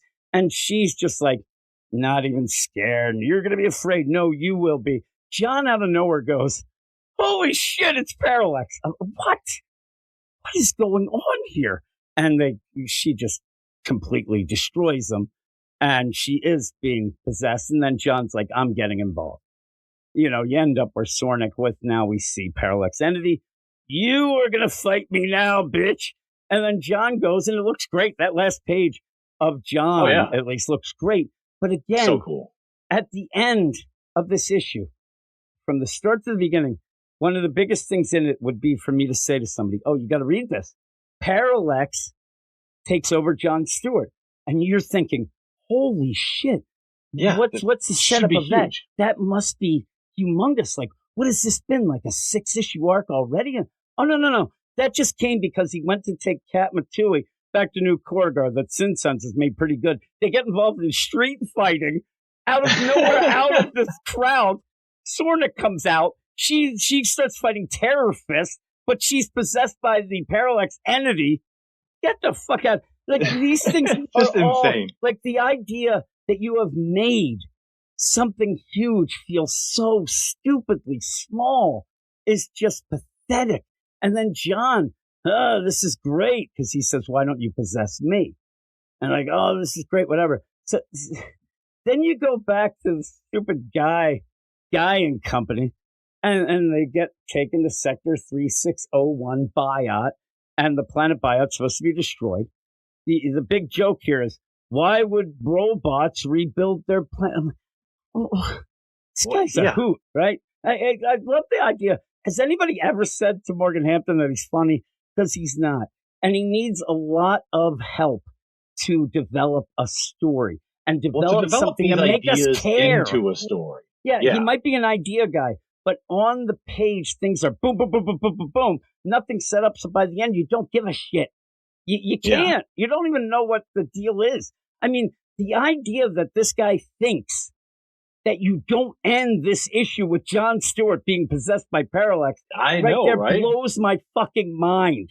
Because then you go back to a lame ass, oh no, Manhunters. We know this. The basic bitch Manhunter thing would be them to say, no one escapes the Manhunters. Like, okay.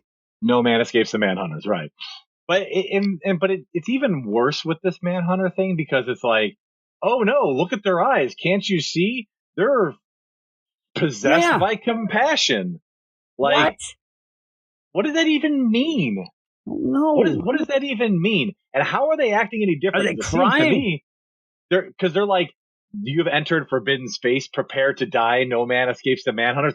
I'm not getting a lot of compassion from that. I don't know about you. Compassion could be like, hey, we know you're trying to do some things here. We have a job to do. We're really sorry. Like, it would, again, would have been kind of funny.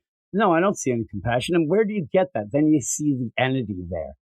Again, though, if it's the entity is there, that isn't a very nefarious thing, but you're turning it into, it would be funny if you're just playing the idea it's the entity and the compassion. Have guy freak out. Oh my God, it's the Manhunters. And they're like, whoa, bro, chill. Yeah, exactly. Do that. Don't have them say, you see their eyes? I think they are obsessed with compassion, but don't show it with the story.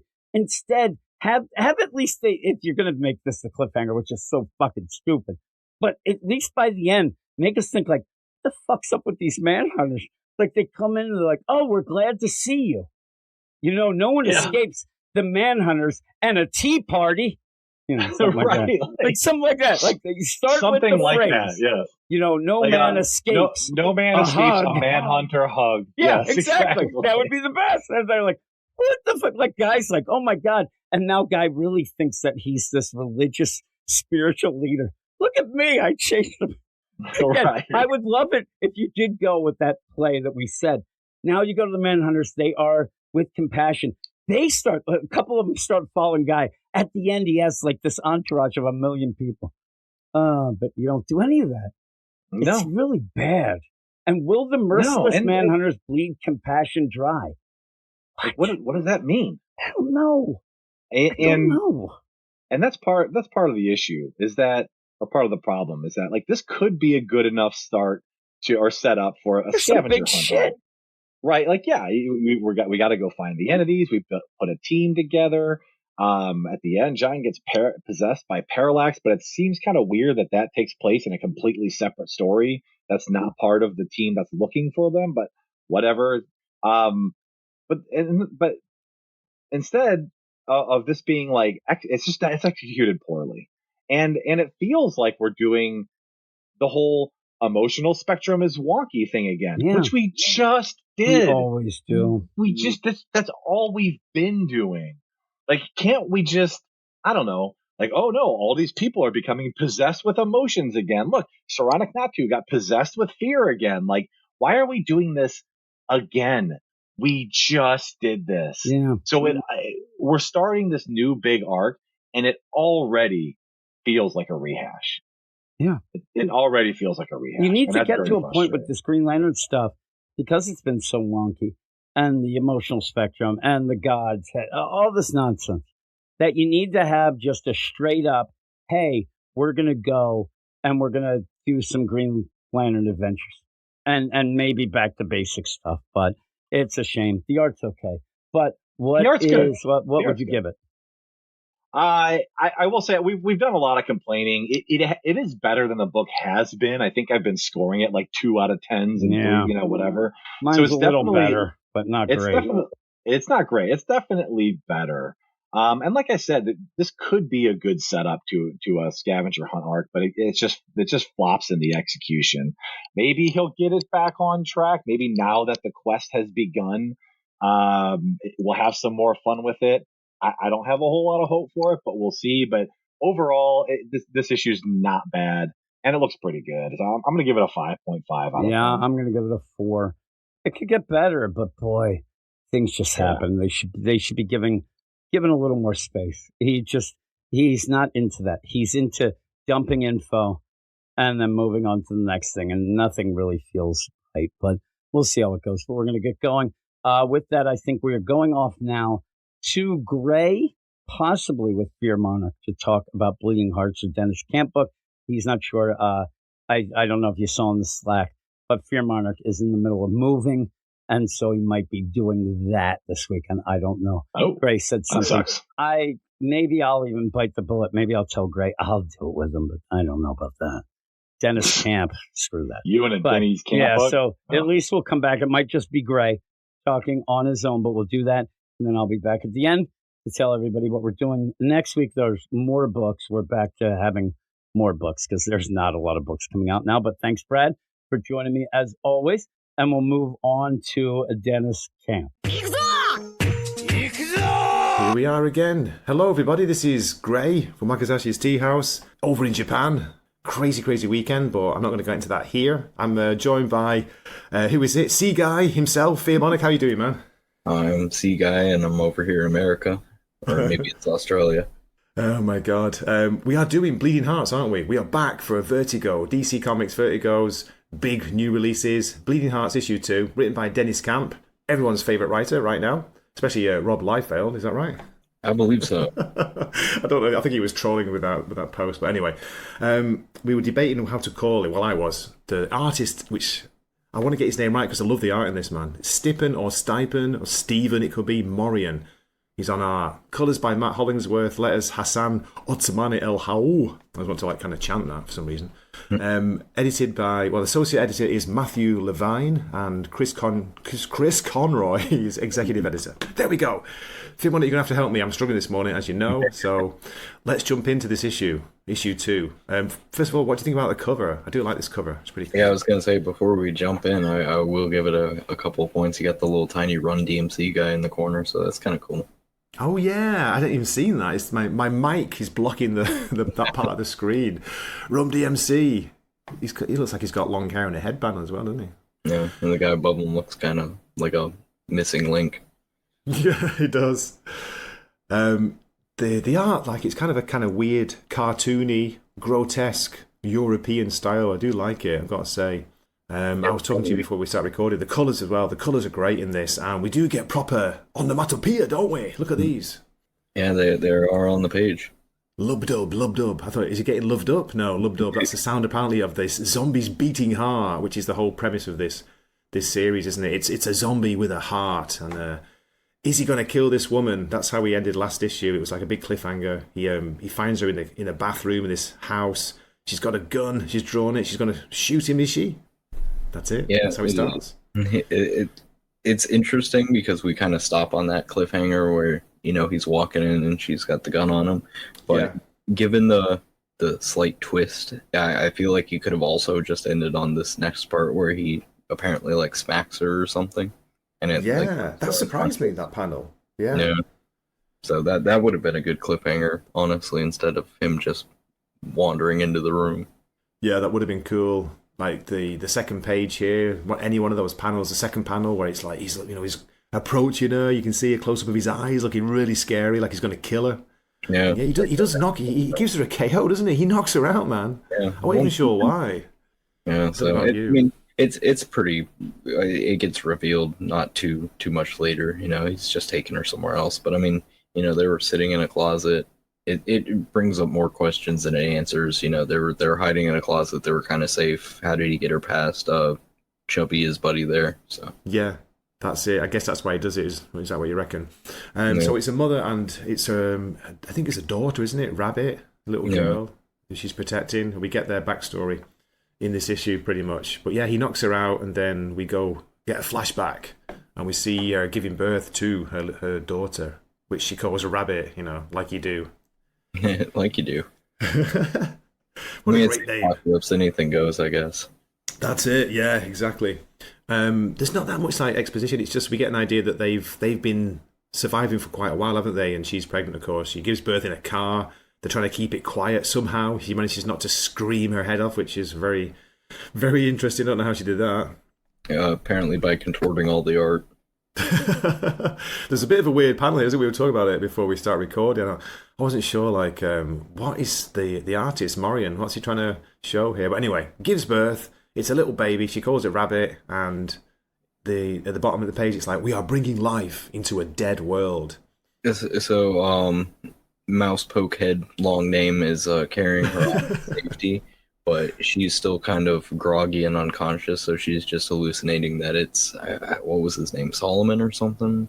You think so, yeah. She's like, yeah, Solomon, that's right. She calls him Sol, she shortens it. Yeah, so she's like, oh man, he's taking me somewhere safe, am I dead? Has something happened? And then I guess he just dumps her on the floor somewhere. Yeah, there's a nice bonk sound effect at the bottom there. It's quite funny. I feel a sharp pain as though I've been dropped. She has. I think he just throws her. But like you say, you think he was protecting her? He's getting her out of the way of his buddy. I can't remember the name of his buddy either. It's only issue 2, and he doesn't even come into it, does he? We don't see his buddy. Yeah, I don't think he's even in this issue. No. So yeah, as you say, she's flashing back, maybe hallucinating, half dreaming that she's got a child. We get a bit of backstory about how they survived, and then get a page turn here. If you want, I love this panel where you see him kind of carrying it into a basketball court. I think it's a gym somewhere, isn't it? Probably a school. And just like say, he drops her on the floor, and there's a cool image here of. I thought one of the basketballs was going to have like a head or turn into a face or something. I think we see that later on, don't we? Yeah, I will bring that up, but I'm also going to bring up his long ass arm that's stretched out for no reason. I know. I completely missed that the first read through. So you see her. He drops her. He's like, so this is death. She's like narrating in her head, and he's got a bloody weird, goofy, big arm. It's like a bit like a Popeye forearm, isn't it? He wants to reach out and touch somebody. He does. It's not just long. It's like it's really thick. Yeah. Shout out to Stork here as well if he's listening, because we get a silence and the smell of vulcanized rubber.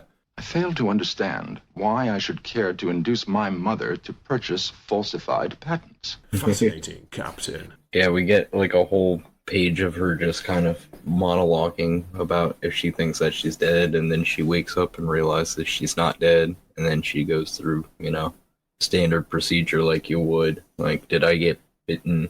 Did somebody else get bitten? Check the survivors kind of thing. Yeah. She checks herself, she's okay, and then she realizes, straight away, her daughter, Rabbit! She goes running, she finds her, she's nearby on the floor, like, and she looks like she's knocked out as well. Yeah, he did a pretty good job of carrying both of them, because in most of the panels, it looks just like the silhouette of her, and then he drops her, and it's just her, so I guess he made 2 trips. Yeah, he must have gone back for the daughter. Yeah, you're right, because, he's just got her there, hasn't he? Yeah, the page before. Yeah. Okay, so she checks for bites, they're okay, they're clear, and this is where we get that image of, like, faces or heads and skulls in the basketball box. It's pretty cool. That's the one thing I will really enjoyed about the art is, you have that kind of that paranoia setting, and like you look in the dark and you see shapes and figures in the darkness, and it's just, your pile of clothes or whatever. So, you're panicking, you're scared, and you're unfamiliar, and you're seeing faces and hands and any shape that's kind of round. Oh my god, yeah, I've done that many times. Kind of waking up and you see the shadow, and it looks like someone standing there, in the darkness. It's like, oh my god, who's that? Oh, it's just a coat, a jacket hanging up on the. Anyway, where are we? So yeah, we could fly through this because not a lot happens. But she gains consciousness. She finds her daughter. The daughter's okay, and they're trying to figure out what's happened. Why are we here? Anyway, they just start to get out of there, and we see we get reminded that she's injured, isn't she, Ryan? She's got a leg injury. Yeah, it's a good setup for later. It's the Chekhov's kneecap. Chekhov's kneecap. Yeah, it's something that'll come up later. Yes, I know what you're referring to. That's cool. Where are we? Says Rabbit, and it's they're in a school. I like the sign saying "Life is what you make it." It's just like this completely abandoned, broken down hallway, isn't it? Yeah, maybe if we pan out far enough, we'll have the Picard kids poster thing that was hanging. Yeah. A school? Wow, do you think there are other kids here? Asked the daughter. I'm like, oh no, there's a horrible image here of like a skeleton, isn't there, in a room, and a locked door with helpers painted on. I think I've seen this before. Do you? This kind of thing? I think when it was painted before, they didn't have it, they at least had 2 words and not 4 words, so you don't read it as like, don't die, open inside. Yeah. I'm getting flashbacks to both, of course, Walking Dead's the obvious one, but 28 Days Later, the very first movie, it's like... Oh, yeah. I think it was painted on the church wall, wasn't it? Abandon all hope or something, or, something like that. I think it was right around that time he had the 28 Days Later, and then the Walking Dead came out, because just like everything after it, you had the Left 4 Dead had wall writing, and anything post-apocalyptic, you have people doing amateur poetry on the walls. It makes you wonder, like, who actually wrote that? Because you can see the doors completely locked, these double doors, they're bolted and whatever, chained up, but someone took the time to write, help us, on the doors from the outside. There we go. Okay. So they're walking, they're trying to find out where they are, and then they bump into Poke, the zombie, don't we? And he's got a load of supplies. He's got food, and he's got the little girl's rabbit toy, is it? Flip. Yeah, that's the thing. He doesn't even run into him. He's still back at the weird little gymnasium closet where he dropped them off at. So he has wandered back carrying armfuls of assorted junk and looking confused that they're not there anymore. That's right. Yeah, you're right. I'd missed that. He looks a bit small, doesn't he? But he's with the basketballs. And he's like, oh. Yeah. The weird Wilson basketballs. Wilson! So we get another flashback again. We see, where are we? The daughter's searching for her little toy, Flip, and can't find it. Then we go back and we see her remembering her father, I guess. It's the one thing, he always made things for her. He made this little toy for her, little puppet. The kid looks so different from the current to the flashback there. Yeah. I'm wondering how did her mum manage to cut her hair, the kid's hair, because it's really short, isn't it, in this? It's weird. Yeah, it was just found like a razor and buzz cut it. So, okay, we get this flashback. We see scenes of the daughter and the father. Of course, she misses the father, that's clear. I'm sorry, Rabbit, we don't have time to look for your toy. We can't find it. So she's looking really, really sad, but she's like, okay, it's just a doll. There we go. Yeah, it's a decent enough emotional moment. Yeah, again, it's, what's the word? It's like things we've seen before, isn't it? It's kind of, we know that. By the numbers. By the numbers, a mother's saying, like, in the narration box, sometimes she's so strong for me, I want to cry. It's like, okay, Dennis. we get it. I'm more distracted by the kids' anime eyes in that first panel with them. Yeah, that's pretty awesome. Look at those huge eyes, man. I can see my doll from across the room. So they're walking through the school. Again, it keeps going back in time. We get a flashback to the beginning of the first issue. Well, in a way, don't we? Because she was part of this little group of people who were on the run, they were surviving, but I think they all got taken out, didn't they? Last issue, the first issue. Yeah. She and the daughter are the only survivors, as far as I know. That would have been an interesting callback if we had that weird narration where we couldn't figure out if it was the sheriff guy or the mouse guy. And then that would be the dialogue from their little survivor group as it went along, but I don't think they're connected. No, I don't think so. Life in a dead world. And so the daughter asked the obvious question, like, how did we get away? Because the last thing they remember, they were in that house. Like, no. And she's like, I don't know. I think it was a miracle. Maybe we're due for one. Mama! Mamma mia! Mamma mia! Then Poke comes walking in, and they see, this zombie, and he's like, his hands are full with supplies, but her reaction, like the mum's reaction is like, run, get out of here. But the daughter's like, hang on a minute, he's got a flower in his hair. She's just looking at him. Yeah, it's the one prevailing theme of the issue, and we'll talk about it at the end. But I already see it going poorly. But it's just the child that goes up to like a saber-toothed tiger, and they're like, "Oh, look, it's friendly. It's a big cat. I'm gonna go pet it." And it's like, no, don't do that. Yeah, that's right. Mum's like, Mum's survival instincts have kicked in. She's screaming, "Run!" But the child's like, "Oh." Looking at him, is that for us? As Poke drops like bread and biscuits and packets of water and stuff. And her little toy, Flip. Thank God. Thank goodness he brought the toy. It's a pretty good enough scene, the doll is there, and then it's a weird enough scene where like the mom's still freaking out and he's giving her the doll, and then he goes to like pet her and she looks horrified and disgusted by him, and it's just like, you were pretty cool with him like a second ago. I do like this. Yeah, this is one of the best parts of the book. There's very little dialogue. It's nice. It's all done by the art, isn't it? The panel progression is she's kind of drawing back from him as he reaches over. She's not sure, is he going to try and just throttle her or pick up her head and bite it off? But no, he pets her. Instead, he pets her on the hair. But look at her mum here. Mum's face is classic in this bottom panel. Yeah, I could see it in my head. She's doing like the whole cartoon thing where she's like trying to get her foot and she's just sliding on the ground. Yeah, she's on like a pile of books, isn't she? Like copy books like and stuff, and pencils, slipping. And then the daughter, Rabbit, she's like looking at the flower, and she starts laughing. Look, Mom, I think he's friendly. He looks very not friendly. He does. I thought she was going to like stick her finger into his head. Did you? I took his brain. Look at this, Mum. I can see his brains. Basically, that's the end of the issue. That's it. It ends on That's it. I think he's friendly, and that's a cliffhanger. And we get the credits. And next issue it says, high-pitched squeals, Poke begs, getting the boot, an unmissable meeting, the great debate. Kara gives a physics lesson, Rabbit and Red Woods, and is that thing loaded? There's more information there, I think, in this previous issue, isn't there? Yeah, that's setting up a lot of promises and better deliver. Sure is. I want to see the tackle physics. So what do you reckon, Ryan? Like, as I say, I'm trying to be very fair, and I enjoy this more. Actually, I did quite enjoy this. I was more positive on the first issue. I think I gave it a 7, and people were losing their minds. And you were more like a 4, weren't you? Maybe a 4 out of 10. What do you reckon for this, for issue 2? It's better in certain aspects, and it's gotten worse in certain aspects. Like, I had a feeling it was going to be a touchy-feely zombie story, and it creeps ever towards that possibility. So I'm not overly enthused with it. I do like some of the visuals. I do like some of the the weird art, which just gives me a laugh. Too. But like as an issue itself, it feels very empty. Not just like empty calories, but it just feels like we didn't really get much. I mean, we got a lot of backstory of these characters, which are apparently probably going to be a main part, but it just feels like, oh, we got the dad character. He's gone somewhere, so I don't know how much it really matters if we see a lot of him.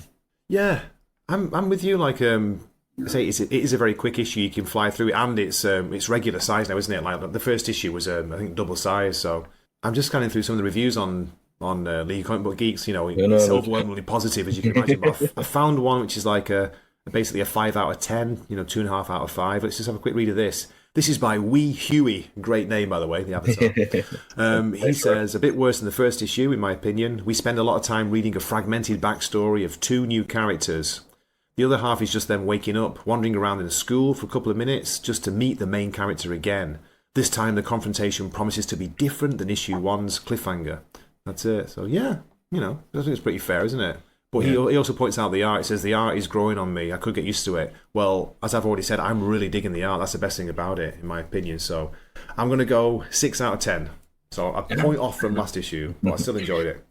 I'm going to give it the slightest of increase to a 4.5 just because it does set up the fun, very real possibility in this Vertigo universe where there is a moment where Poke goes feral.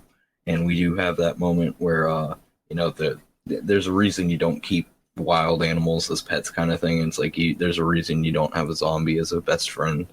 Yeah, that's right. Okay, so you're a 4.5. I'm a 6. So not as positive as the first issue, Grey. But Fear Monic's score has gone up on the first issue. So there we go, folks. Hope you enjoyed that. Do let us know what you think in the comments if you're enjoying it. If we've got it all wrong, do tell us why. Don't just scream and shout. Well, you can if you want. I don't mind. I'm used to that.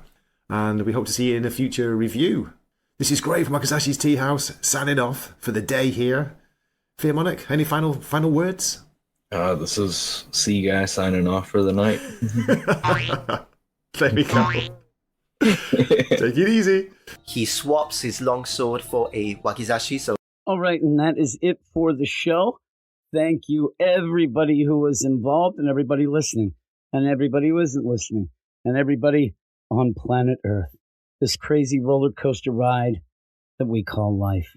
Here's what we'll be talking about next week. 2 of these books will be picked by the badasses of the Get Fresh crew, beep boop, on a poll on the Patreon. Just to explain the deal, at the beginning of the week, I put up a poll with all the books that we would be talking about, and then the badasses of the Get Fresh crew, the top 2 levels of the Patreon, they vote on the things, and they can vote as many books, whatever.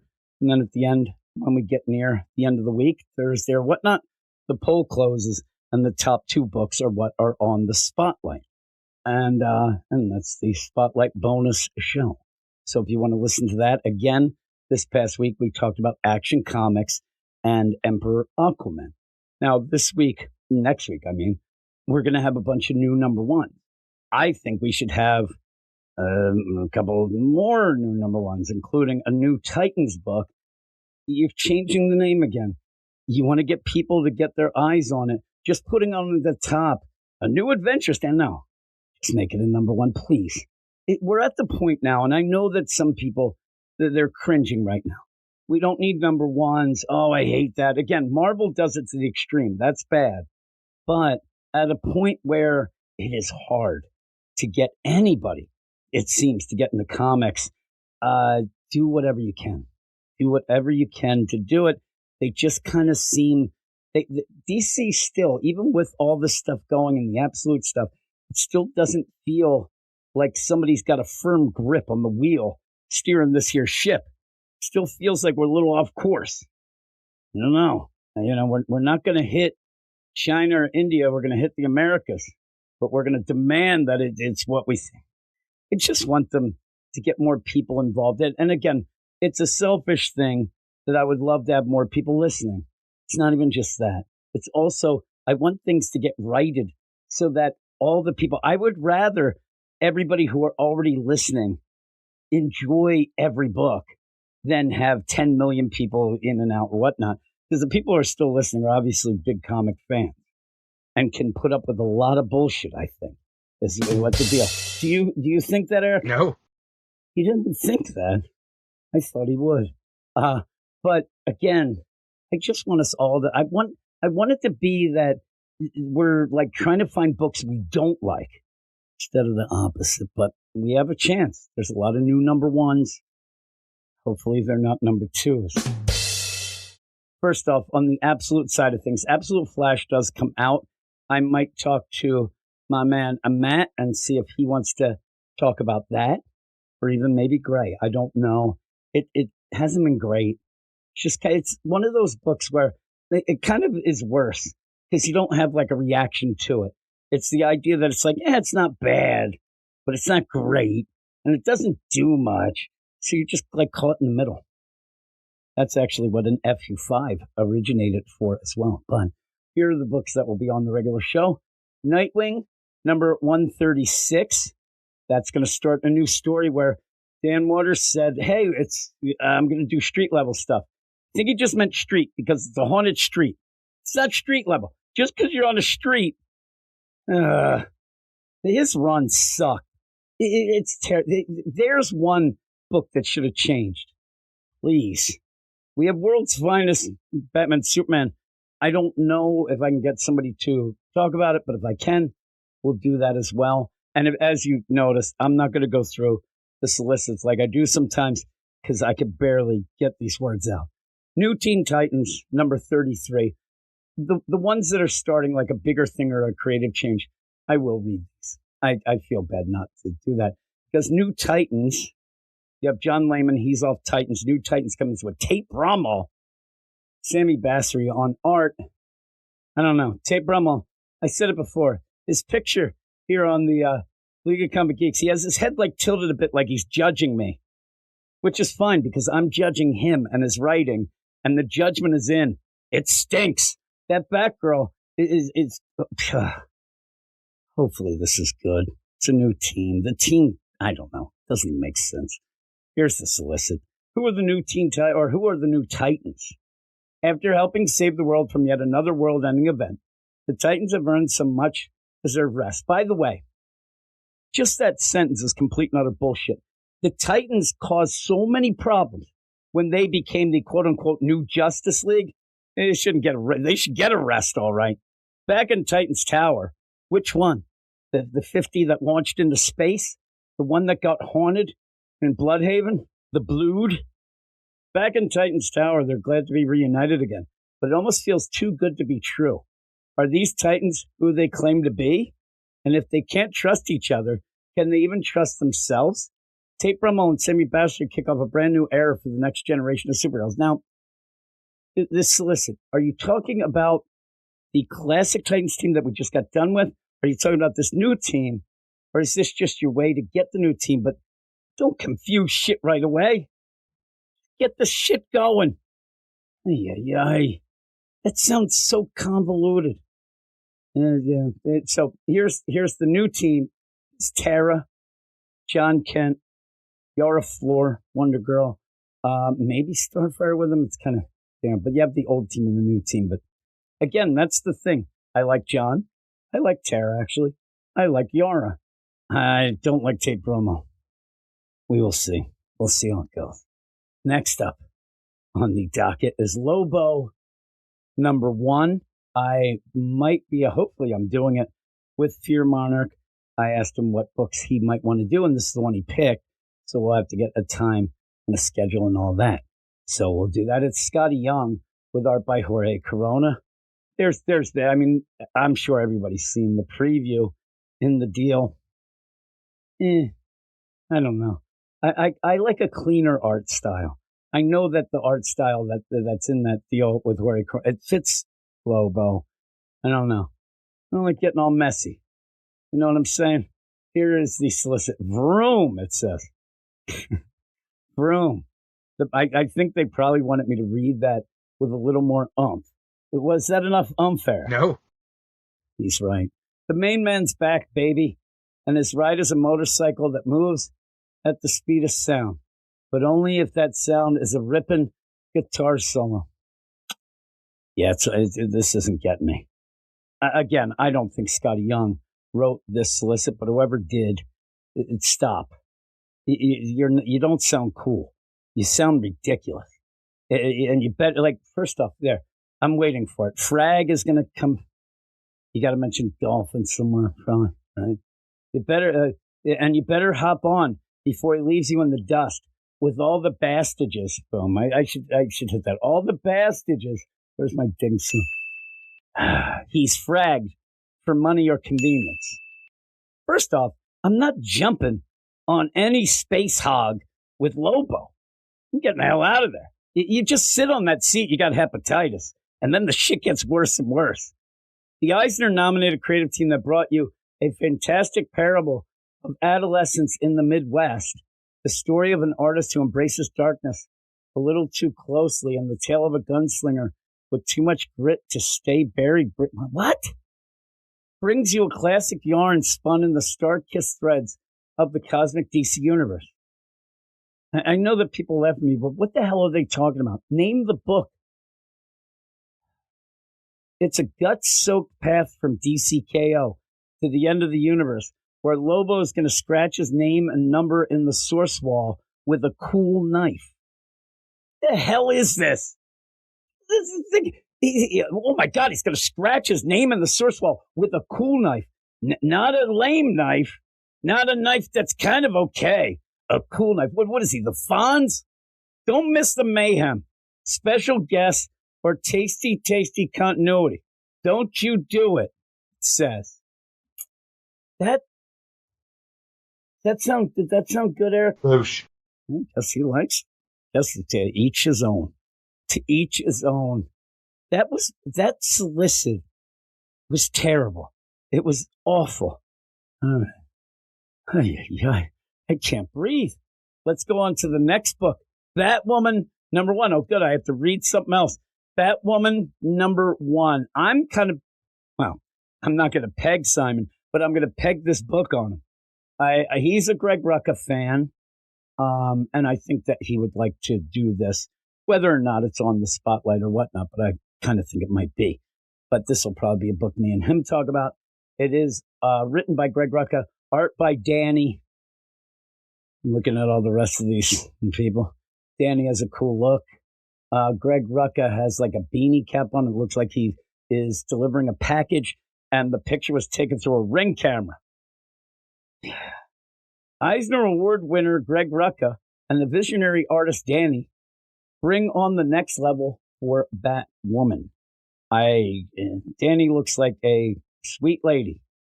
That art for this Batwoman, I don't like. What I saw, I haven't liked, but maybe get used to it. Batwoman, daughter, sister, soldier, hero. But since she was 10 years old, Kate Kane has lived in the shadow of prophecy and the machinations of a religion devoted to the end of all things. How do you fight the devil when the devil is real? I think is it me? I think you can fight it better if it's real. If you're fighting the devil and the devil you can't win. It's real.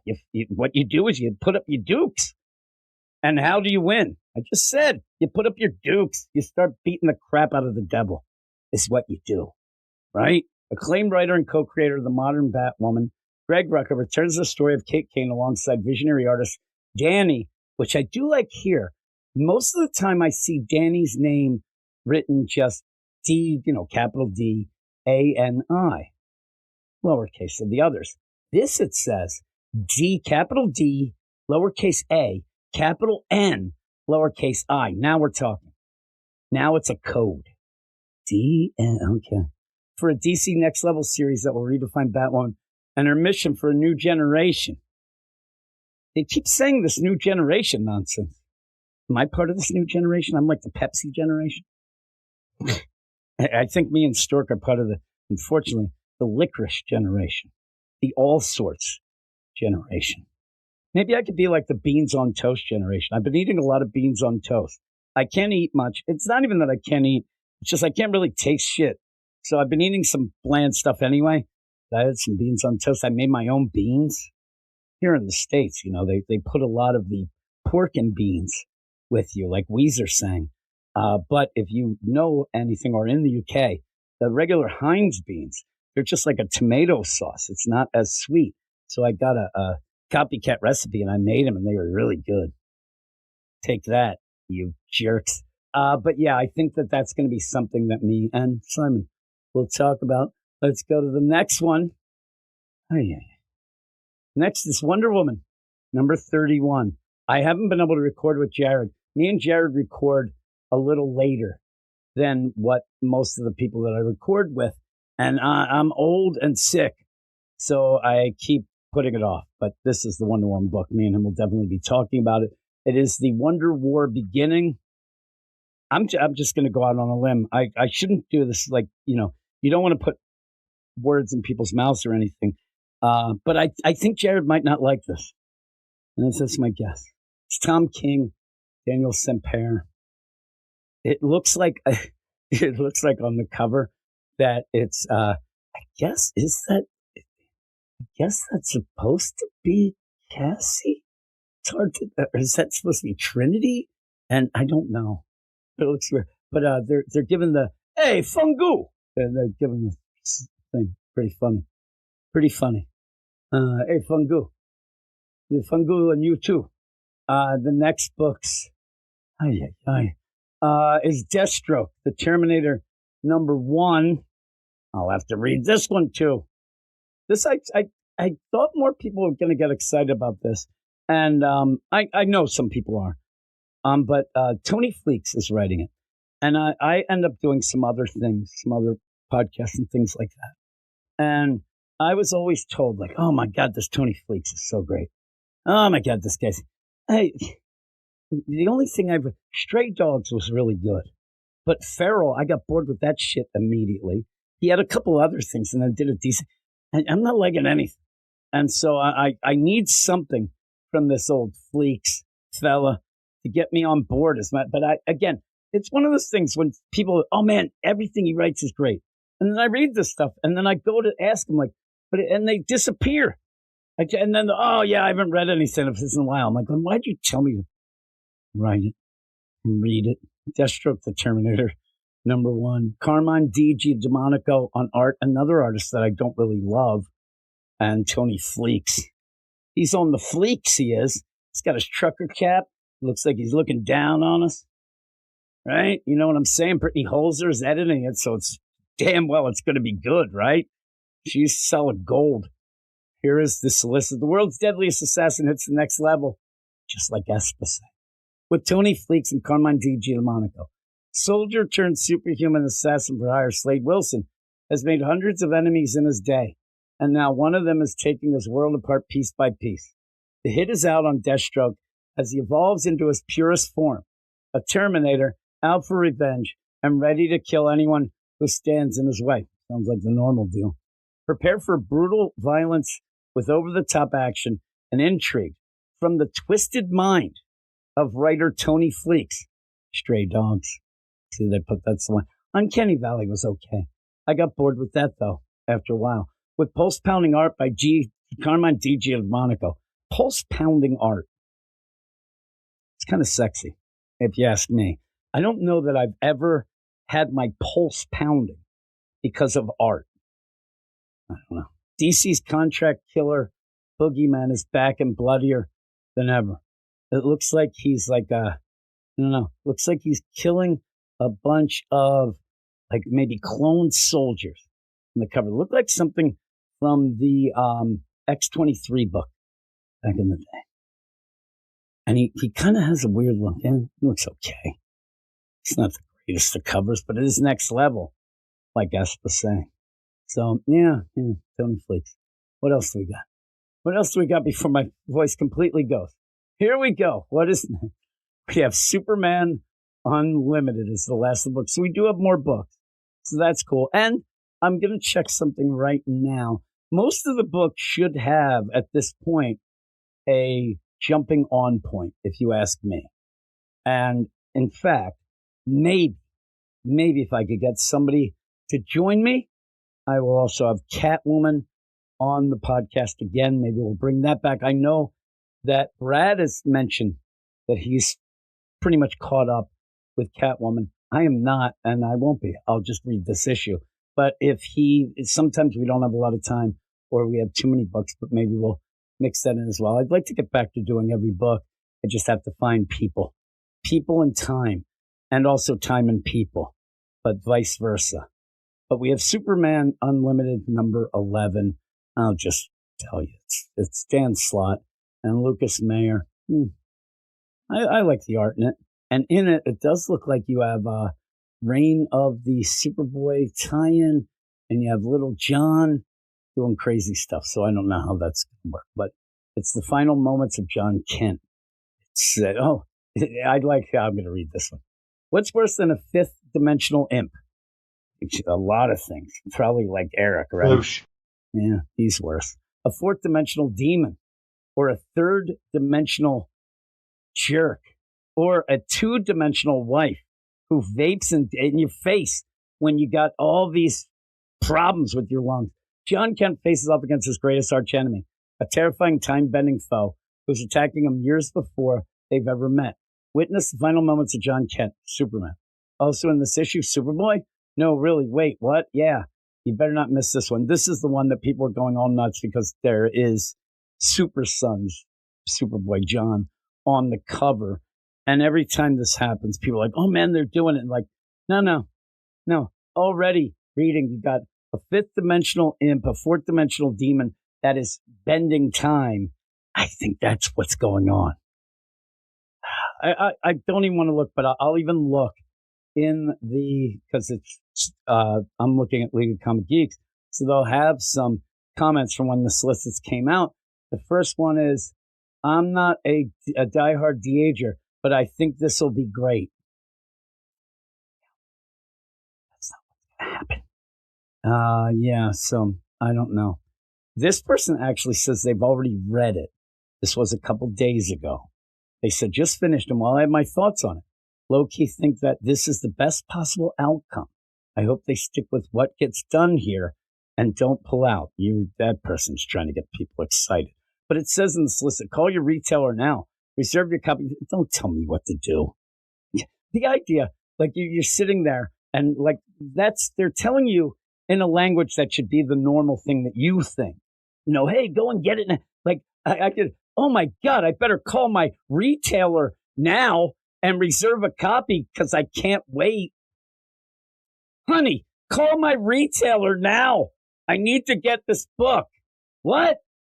You're leaving? Good riddance, bitch. I did hear she was upstairs a couple seconds ago. That's why I said the thing about the vape. That is passive aggressive, is what it is. So there you go. I'm going to start laughing and I'll just start coughing. We don't want that. Or at least I don't. You might.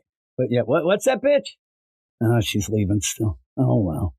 Oh, well, I guess that was the straw that broke the camel's back, was me wanting to call my retailer to get Superman Unlimited number 11. It did me in. Oh, my goodness. But that is it. That is it, everybody. Thanks, everybody, for listening.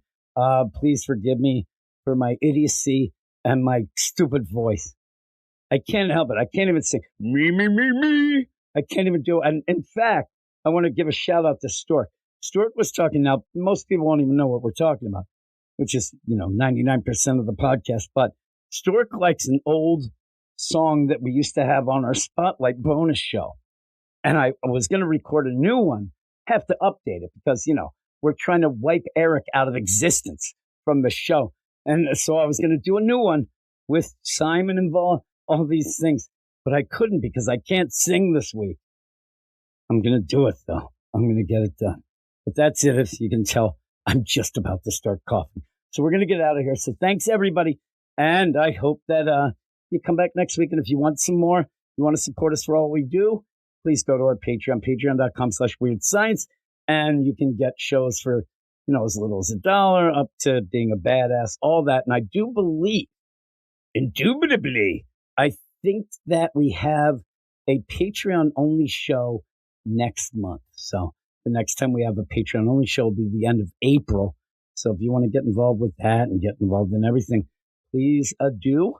And also you'll be in the Slack. And again, anybody who's on the Patreon now, you should all be in the Slack. It's fun. Everybody chats and chits and chats and talks about things. Stork says one little thing about curling and Jason Sue 42 to you and me.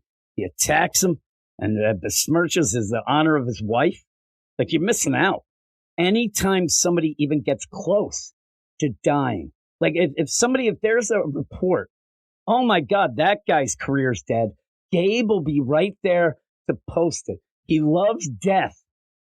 Anytime, like I'm telling you, I think that there's been times where some pop culture celebrity has died and Gabe posted it 3 days before. He's got a sixth sense for this stuff. But yeah, you can talk to Dr. Matt. Simon can yell at you. I mean, you're really not as full out in the Get Fresh crew until Simon has told you you're an idiot. That's one of the things. Yeah, I had to learn the hard way. But I'll tell you, recently, I think people might have noticed. Like, I haven't been able to really chat a lot, but I've been watching. And I think that Yaya and Simon are secretly having a love affair going on. They're agreeing with everything. That's when I knew shit was going wrong. Yes. But it is fun in the Slack. You should get involved. And if you do want to, and you're part of the Patreon already, just email me or message me on the Patreon, whatever, and let me know you want in, and I will resend your invitation. So that is that. But the love affair for the ages. It is. They used to fight a lot. Not anymore. They're fighting to get a room, I think. That's what they're doing. I don't know. I think they're fighting the tonsil hockey. Is that what they call it? Tongue twisting tonsil hockey. Pocket pinball, even. And you could go in the Slack and tell Gray that you like Itsy Bitsy too over at Marvel and think she's sexy. There you go. I had to put that in to get Gray all up his panties in a bunch.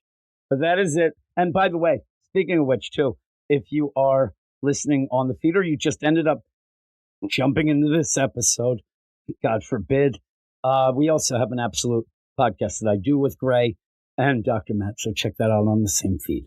But that is it. So thanks, everybody. And I'll talk to you all later. I guess I could just say, see you in 7. Every other show sucks.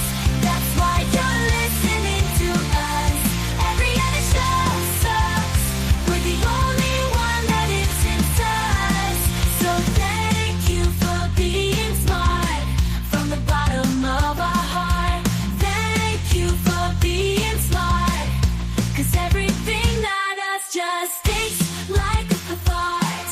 They stink like a fart. Things like a fart, like a fart. They stink like a fart. Let's go! 2, 3, 4, 5. Has read comics, most of his life. 9, 8, 7, 6. Jim can really act like a shut your mouth